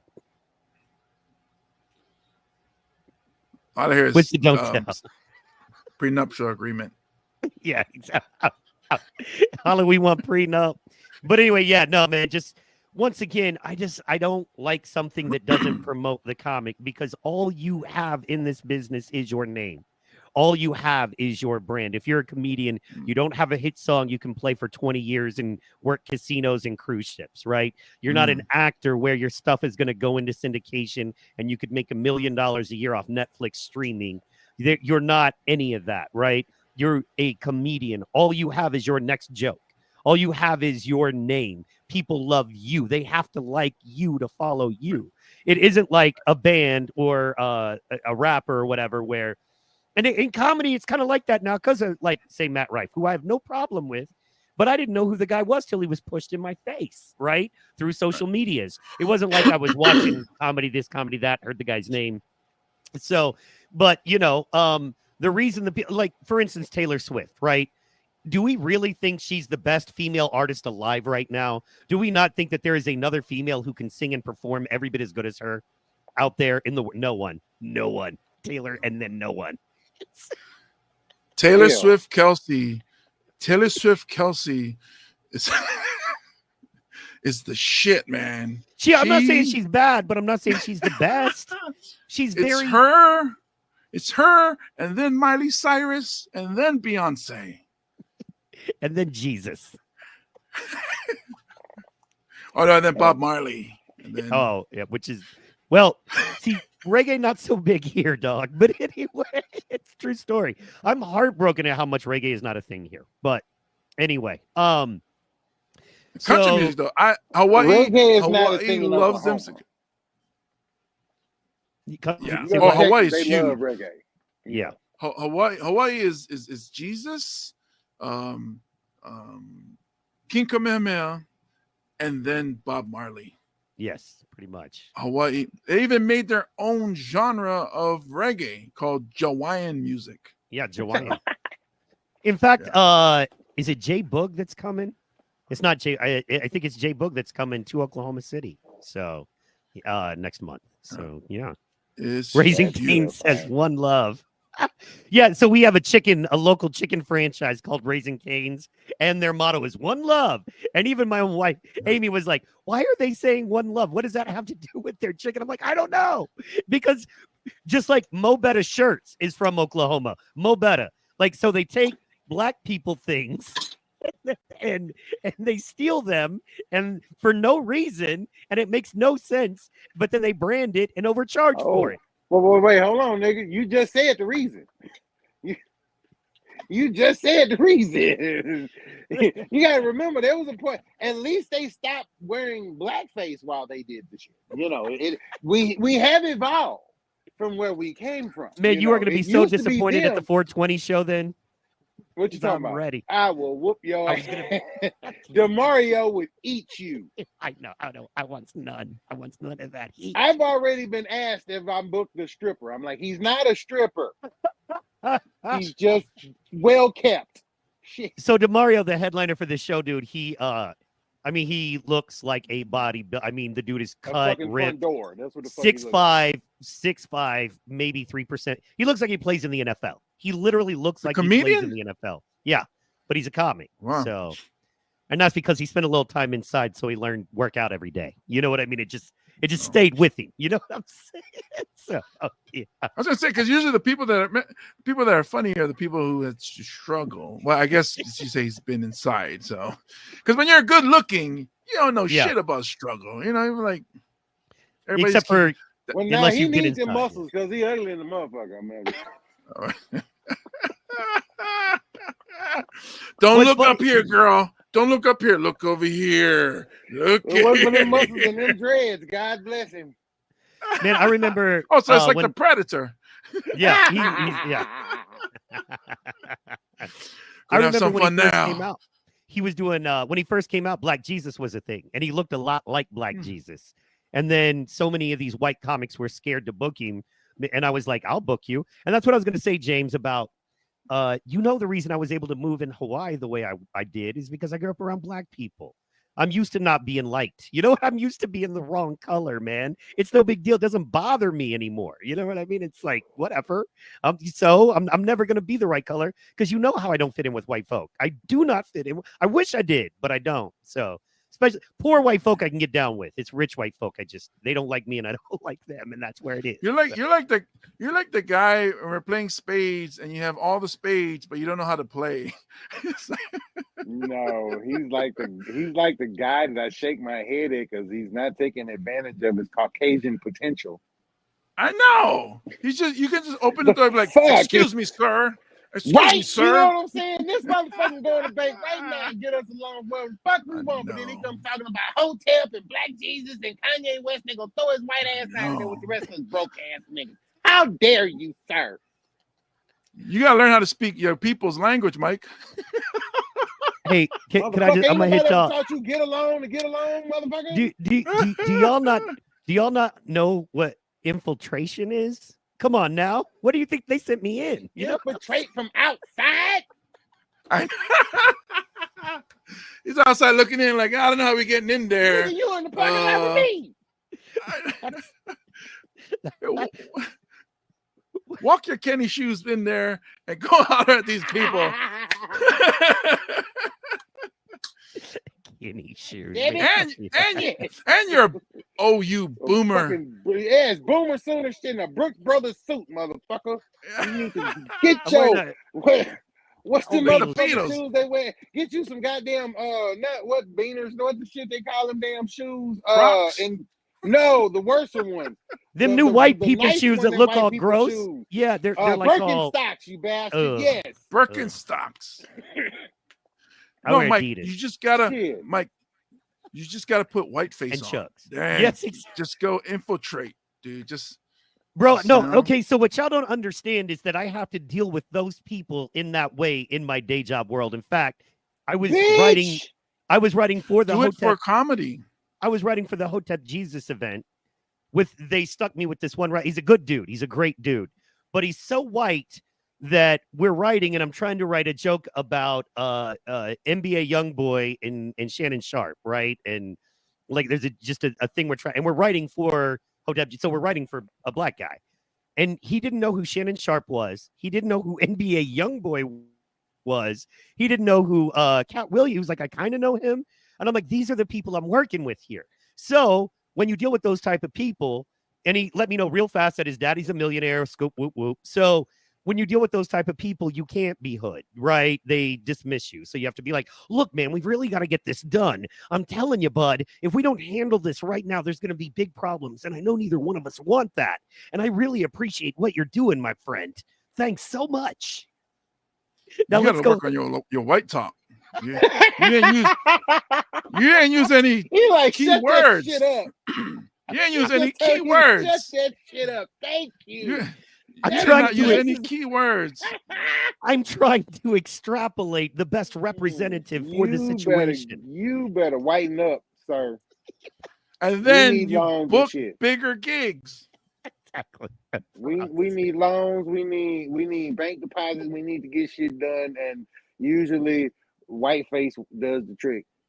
Yeah. Sprinkle a little saltine in there if you need to. All right, let's go. I got a suit in my closet. I'll put it on, and we can. Yeah. We can white it up. Yeah. That is your way to assist with the transition of helping Negro growth. Boom. But I'm down for. But see, that's the thing. I need to help Samoans too. You know what I mean? No. Did you not think he didn't fall in the Negro category? Yeah. You racist bastard. Yeah. Do you remember separating all of us? Right. Do you remember what I used to call? You know, that's their strength is to segregate people. Yeah, beach. Yes, exactly. That's our thing, man. If we let y'all join up, we're screwed. I told you it was a plan. Divide and conquer. James, do you remember what I used to call folks that beach N-words? Yeah. I was gonna see if you're gonna say it on stream. I was just trying to No, I'm not gonna get recorded saying the N-word. But you don't have that. He's trying to be somebody. In the 90s, when I was in college up in Buffalo, we was all dropping the N-bombs, but then after college, it's like, you know what? That's not my word to say. So then I stopped saying it. Yeah, it's funny. It's a whole argument with white comics now, and it's kind of funny. Be. You know what I mean? So, yeah, no, it shouldn't be an argument at all. About it in the parking lot while I go get my pistol out the back of my truck. Exactly. Please have this discussion in front of me. Do you or don't you? I'll make the decision for you. Dude, your boy TJ was talking about it with some white podcaster. I was like, stop. You know what I mean? So, but anyway, yeah. So, because man, shut up. Yeah, I get angry when my players say it, and then here is, we don't have many black kids on our team, but we do have some, and then they say it, and I ask them not to say it also because it's like, yeah, you guys are young people. It's in high school, and even the non-black people, I tell them, hey, you shouldn't say it. And then I think for me, it was when somebody explained to me who they were calling that name, in the slave days and whatnot. And then those people, that they the master threw at them and stuff like that. Like, you would never understand how hurtful that name is. And then so that's okay, that's not my word then anymore, you know. So then I tell these kids, but you know, these damn teenagers, they ain't listening. So, but I tell them, you guys say what you guys are gonna say off the field. When you're around me, I don't want to hear that. So you guys find a different word. Call each other dog. Just, you know, it's another word. Say that. Don't say the N word around me. And then so I guess some respect. Some of them they don't say. Yeah, but just to kind of let you guys know where I feel I'm out right now. Here we go. Check this out. Look, it says 1996. No, you're not there, guy. You think you're there, but you're not there.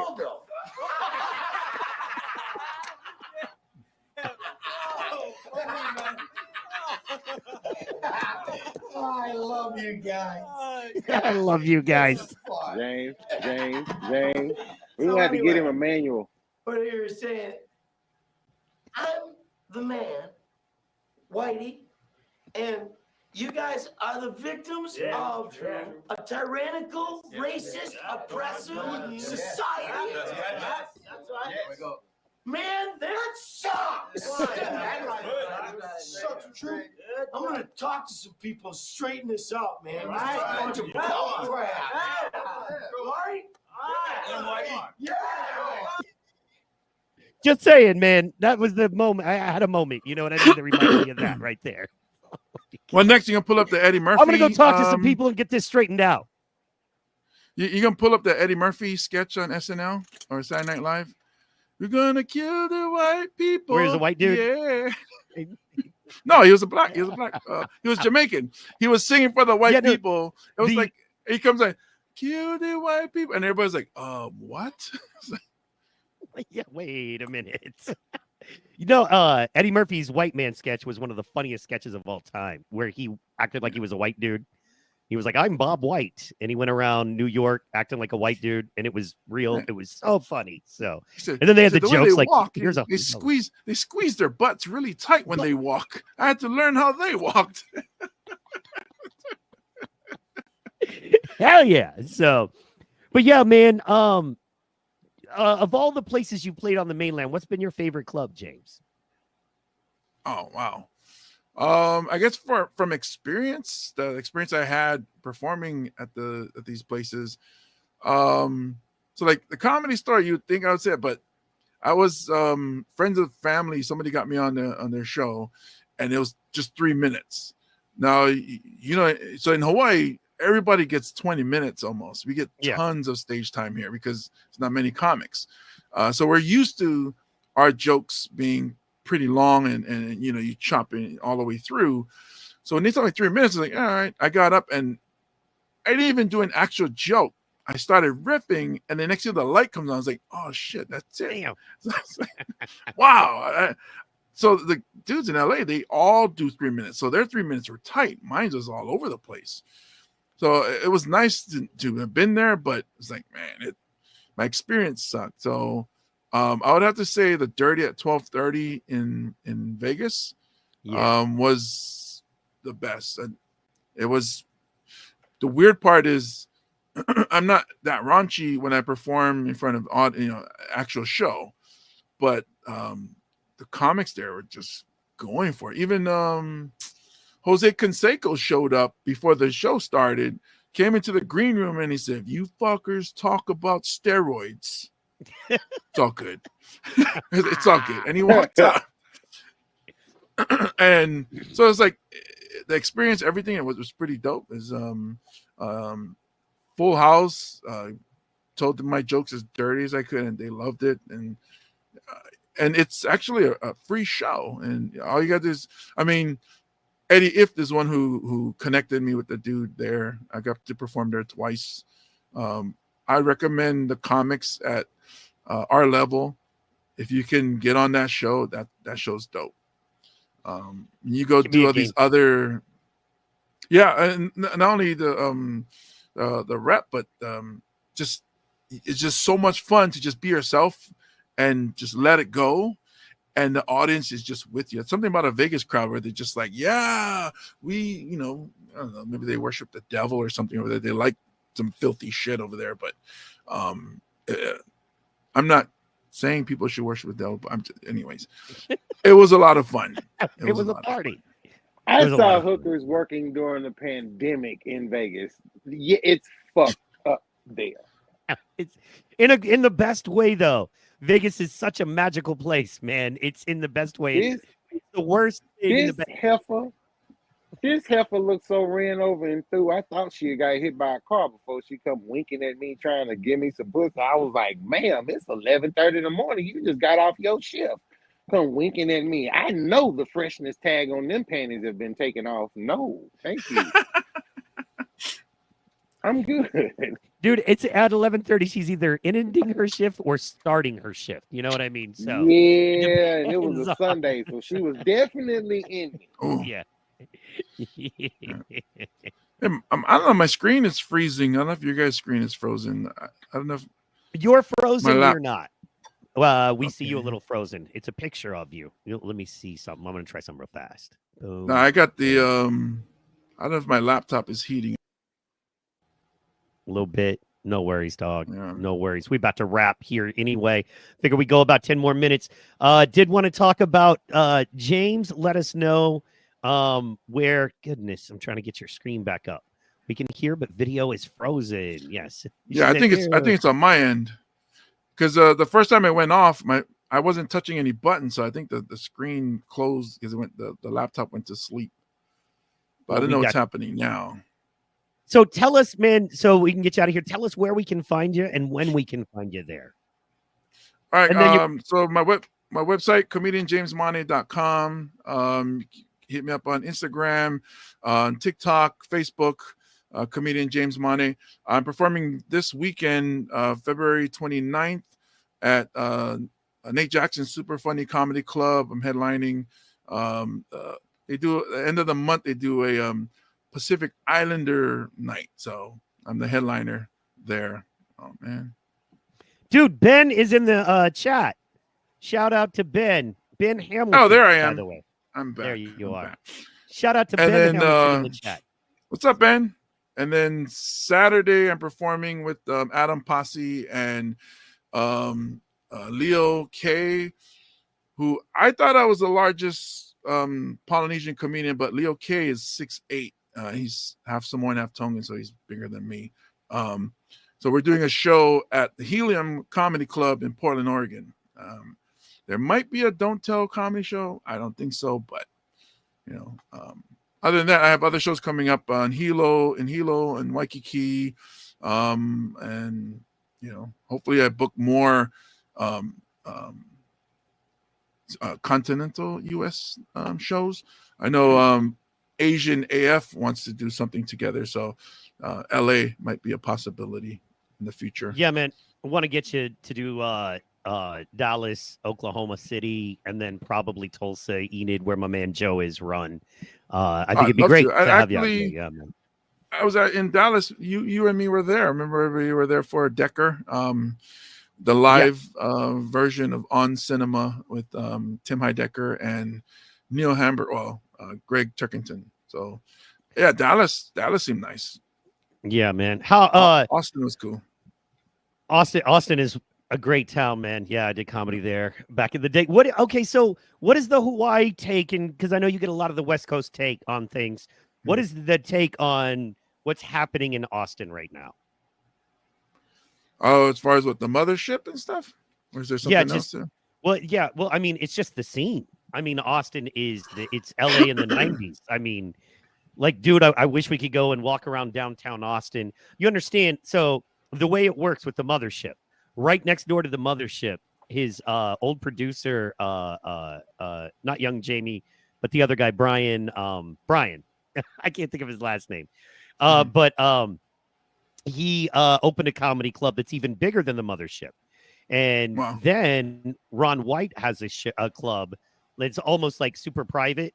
And it's on the same street in the same area as well.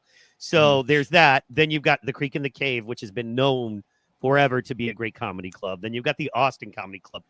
And the thing is, they're selling out. And like Gary Clark Jr. is next door and all of that stuff. So I know a lot of comics that have moved from LA. And I know a lot of comics now from all over the country that are, the thing is, don't go to LA, go to Austin. because you're not. I Well, mean, LA's kind of dead. The Strip is dead comparatively. You go to Austin and it's like LA back in the 90s, in that people are just crazy walking around. You know what I mean? Like, is it yeah. crazy scene, packed out clubs, 5 clubs a Well, night, all packed. that's what we're hearing. But we're so far away. So Hawaii's influence always is from the West Coast, Pacific Northwest, California, Vegas. But we do hear a lot from about Austin being the spot. And I just don't think a lot of people here get there. I think a few comics have gone and went to do open mic there. I loved it when I was there. Was it the Paramount that we were at? And the city seems awesome, but this was before Joe Rogan and them all moved there. I mean, I'd love to go and check it out. I just figure it might be, I don't know how my set would do in that area. You know, your guys' area, because I've never been out that way to do stand-up comedy. But I think that's myself with myself, you know, my own you know, hiccups or fears or doubts or whatever's. I'm sure I'd be all right, but I just never thought of going out that way. I have people in Oklahoma that say to come down. They remember the Facebook group, and then I have people in Texas saying, "Hey, you got to come down." But it's one of those things like, all right, 5 of you telling me come down is not enough for me to pay a ticket to come down there. If you guys could get 500 people, shit, I'm there. But it seems like, Austin is the place to go. But I think for people in Hawaii and the comics here in Hawaii, I don't think we're at the level where, well, maybe not myself, but a lot of our comics are brand new comics. So they keep moving up to the States, you know. I mean, some of our best comics are up there now, aside from Sean. Well, Sean doesn't do, I don't know if he does stand up anymore, but Paul Ogata, Kermit Apio, you know, all those guys. And we have some more comics that come up, start to get funny, and then they move. We have another guy, Michael Madsen, and he's moving to Atlanta. We've had other comics that move up to the East Coast, and, you know, we lose our comics, so we always bring in new ones. But you know how many years it takes to get material. So and you kind of, the only issue I have with Hawaii is that, like with any local spot, you can get good there, but like there are comics that you don't ever have to leave Texas. It's big enough, and there's enough cities, you know, that you can work every 2 or 3 months quarterly in a club. And, you know, you got Austin, Houston, San Antonio, you know what I mean? Waxahachie, you know, then the smaller towns, and you can just stay working in Texas. You don't really have to leave. And if you do, you go Oklahoma, you know, and that kind of thing. So, but the problem is those guys can't play in New York. Those guys, you know what I mean? They can't play in Hawaii. But see, that's why I like your comedy, like the AAPI bit that you put out the other day. That joke is going to work everywhere in the world. People love laughing at that stuff, man. So, well, the thing with Hawaii, that, and I think you've seen it too. So, for Joe and other comics that haven't been down here, we have so many different types of people that come to Hawaii. We have, as tourists, even locals are mixed. So you can be at a show that only has 20 people, but one table is tourists from New York, another table is tourists from Japan, and another table is locals from the countryside here on the island. Another table is locals from the city. So it's always some kind of mixture in the room that you have to learn how to connect with everybody, or else you'll just have one table laughing. And I know some of the comics, the older comics, would say it's like that in the States, where it's either a white room, a black room, or a Latino room, where some comics are only funny with one room but not the other two, whereas in Hawaii you got to try to reach as many types of people as you can. But there's some Hawaii comics, I won't say any names in case you post this, that can only make local people laugh, but they're still making good money doing that. So I think Augie T said Ray Romano told him, "What's wrong with being the king of Hawaii?" Yeah. So if your crowd is just this crowd, you'll still make a lot of money making this crowd laugh. And you know, I say Tumua, he's milking that crowd, that local Hawaii crowd that are all over the states. And they're saying that there are more local Hawaii locals in the states today than there are in Hawaii. Makes sense. Makes a lot of sense, man. So this is why I'm trying to get up there and perform. So. Oh yeah, man, and move, man. Bring young Tyler Reese in. You know what I'm saying? She's not young anymore. She's 20. That's so still she's young. she's on her she's on her own now. She wants to but I'm just saying, like, she can be your road assistant, manager, whatever the case. And we get out here, we book you the shows. I would love it, man. So to catch you up, so she's going to college. The idea came out. So she was going to school in Casper, Wyoming. She got her associate degree in athletic training, where she can, tape the injuries and the for the athletes, because she grew up a jock. So she said, I told her, those people make a lot of money. So she started doing that. Comes back to University of Hawaii after she gets her associates, transfers to University of Hawaii, and I tell her, like, yeah, it'd be cool if when I tour or go on trips for these shows, you come along and you be my videographer, and you record, behind the scenes, record some of my set, and then you be my social media manager, and you do all of that. And she's like, hearing that, she thought was cool. So she changed her major. She's going to get into marketing, social media and stuff. And that's something I picked up from, I don't know if you know Michael Yo. He's originally out of Houston. And he and I were talking. And he was saying, we were at the Blue Note. And I was opening for him. And he said, when he talked to, he's good friends with Joe Coy. He even talked to Tumua. And this is when Tumua dropped me as his opener. He said, it's better to take a videographer than an opener, because the videographer would help you out more. And this is because we're going into that social media realm where you need to look successful in social media, and more people follow you. Then when you go to other cities, more people buy your tickets. You take an opener, the opener can only help you that one show. Yeah. And that's it. You can go to other cities and use their local openers, and it'd be fine. But selling tickets, you make your social media look like you're successful. And if you look at Tumua's and Michael Yo's social media, almost looks the same. Really? Greg got Tumua over to, is it CAA, the agency? Yeah, CAA. Yeah. And then talked to them about me, and they said, oh, his social media looks good, but his YouTube doesn't have enough followers. I was like, well, it's just YouTube? Is that what they're looking for? Because I thought, so that's something I'm working towards now. I'm actually going to do a new podcast with 808 Viral. So that's in the works. When is that? Heck yeah. When is that coming out? So we started recording. We started, to see how, it would look. We did like test episodes. Looks good. It's just we kind of named it something else called What Podcast. And it was like, why are we rebranding? We should go with what's the monster 808 Viral, that has 300,000 followers on Instagram, has tons of subscribers on YouTube. Go with the monster and use that name, which is owned by the lady that I'm working with. So that's we're learning is branding, social media following. I mean, you see me posting all the time, and it's not because I like it. It's because, I know it's a job. It's our tickets. job. Yeah, man. Yeah.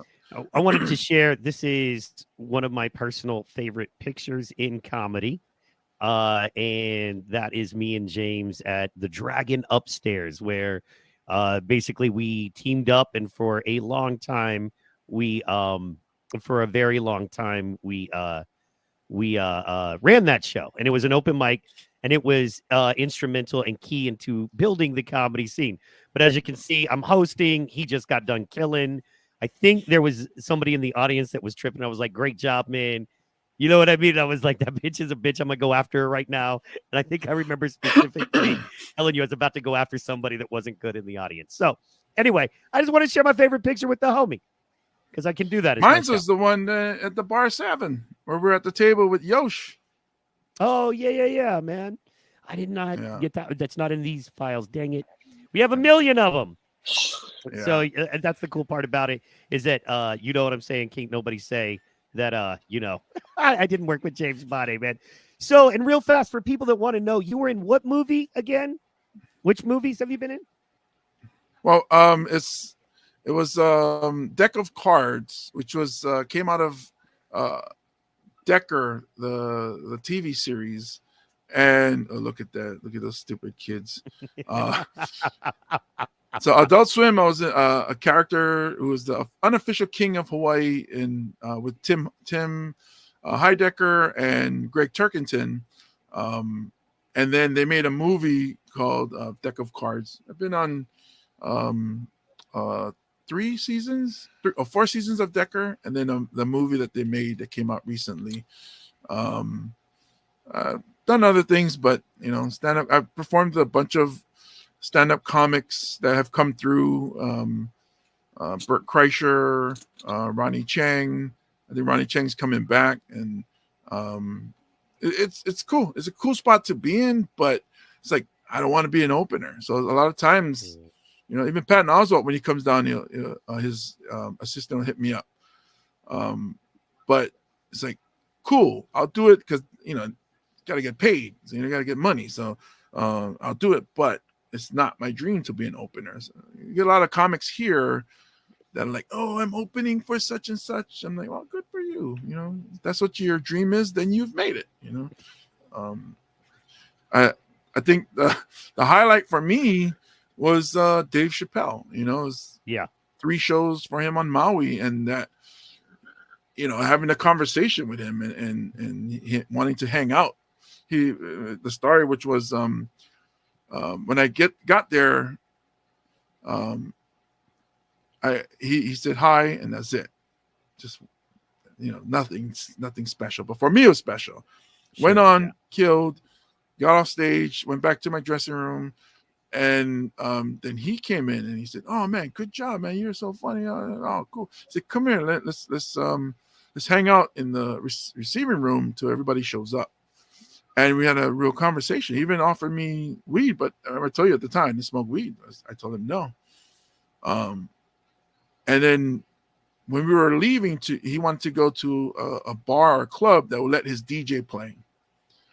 And they got in their excursion, and I had a rental car. And he jumps out of the excursion, jumps in my car, and he goes, "Oh, this way they won't leave you behind." I was like, what? So I thought that was super cool, and we did that the second night as well. And you know, that to me, I was like, wow, I can't get any better than this.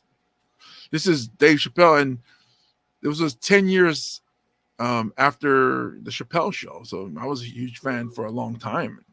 Sure, yeah, you know, Half Baked and all of that. So yeah, I love when he talked about how Key and Peele basically did his show. It was like I had to watch my show. And I wish he'd talk about Mencia. Mencia, yeah, because he came right after. Yeah, he's still touring, man. I don't know, dude. He's still touring, and I know guys that open for him, and you know they make money. So what are you gonna do? Yeah.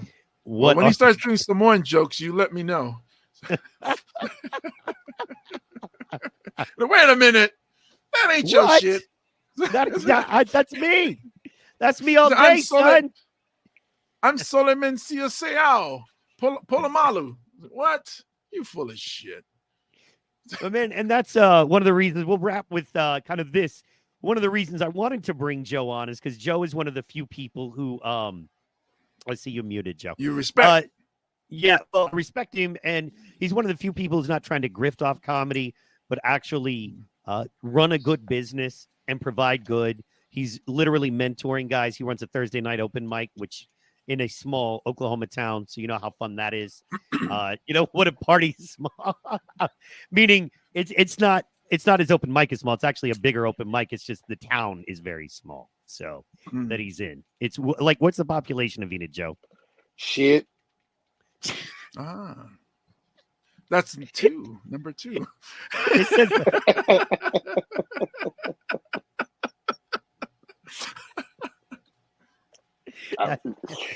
Hey, maybe 50,000 on a good day when they, if they drilling or cutting wheat. fair. So he is busting his ass to put together good stuff, bring up new comics, young comics. One of our baby boys, a guy named Colt Lack. Shout out to him. So, Joe is doing it. And, I really, because he's so busy doing it here, I wanted you guys to get together. Because, James, I wanted you to get an idea kind of comedy from the Oklahoma and the small town touring side and with the big gigs here and there. And, because you do the smaller gigs and the bigger gigs, as we both do. And, I wanted you guys to see that and shout out. So, Joe, big announcement right here, right now, with world famous comedian James Money on the show. You got a big show coming up. What's the date? Tell us about it. This is going to be on April 20th. It is the Laughing Grass comedy show. I'm actually featuring on this one. Michael is going to be our host. I'm bringing in a very funny comedian by the name of Lynn Kay. And, of course, our headliner is the muscle man himself, DeMario Oates. It's going to be insane because it's going to be on 420. So I am going to make it my mission to make sure that everybody that touches that stage does not actually feel the stage because they're going to be floating across that motherfucker high as a bat's nuts. So that's the plan, to get everybody as fucked up as possible and have a good time. Be honest with you, I was trying to get the crowd and everything involved, but like I was saying before, Oklahoma is backward as fuck. So we just gonna get the comedians fucked up, and whatever everybody else do is between them and Jesus. Again, leave me out of it. But yes, I do also have a show coming up April 18th. This is going to be at That's DeMario Oates. 2121 South Portland Avenue in Oklahoma City. I don't know if the venue has a name. Oh no, Enclave Event Center with Hurley King. Okay. I'll talk to you about it. Yeah, no, we're in, man. Yeah, Enclave so Event Center. Yeah, Where's Enclave Event Center, April 18th. It's 2121 South Portland. And honestly, right now I'm getting ready to become a grandfather, so the next 3 weeks are going to be hell. Getting my daughter's baby shower together, and then of course, so I'm already broke as it is. So, but once we get past that, we're gonna start, really pushing things forward and shit. Heck yeah, man. We're doing it. Both of you guys are doing it. I think it's very important that people see people like you, man. The whole point of this show is the heroes you don't know yet. The people that you're gonna know, you're gonna love. Maybe you're a little bit of a fan, where you've heard their name, but they're going to be huge one day, and you can say you saw them here now. James, thank you so much, my brother. Man, I love you like a war brother, man. We have gone through it. And, it's funny, man, anytime, be looking at the pictures, it just brings back so many of those memories and so much of what we did and how we didn't really know what we were doing at all. But we did it. We created a thing. And now, shout out to Pepper. Pepper did our open mics. Shout out to Patrick Tyrell. Patrick Tyrell did our open mics. Shout out to who's doing King's Pizza? It's Homeboy, yeah. Paco Loco. Yeah. Loved him. He started out. Shout out to Ben Hamilton. Shout out to Hosea. Shout out to all of them, man. Because let's see. Am I forgetting anybody? Kristen Sprague. Oh wow. Shout out to, and rest in peace, Eddie Cavett, man.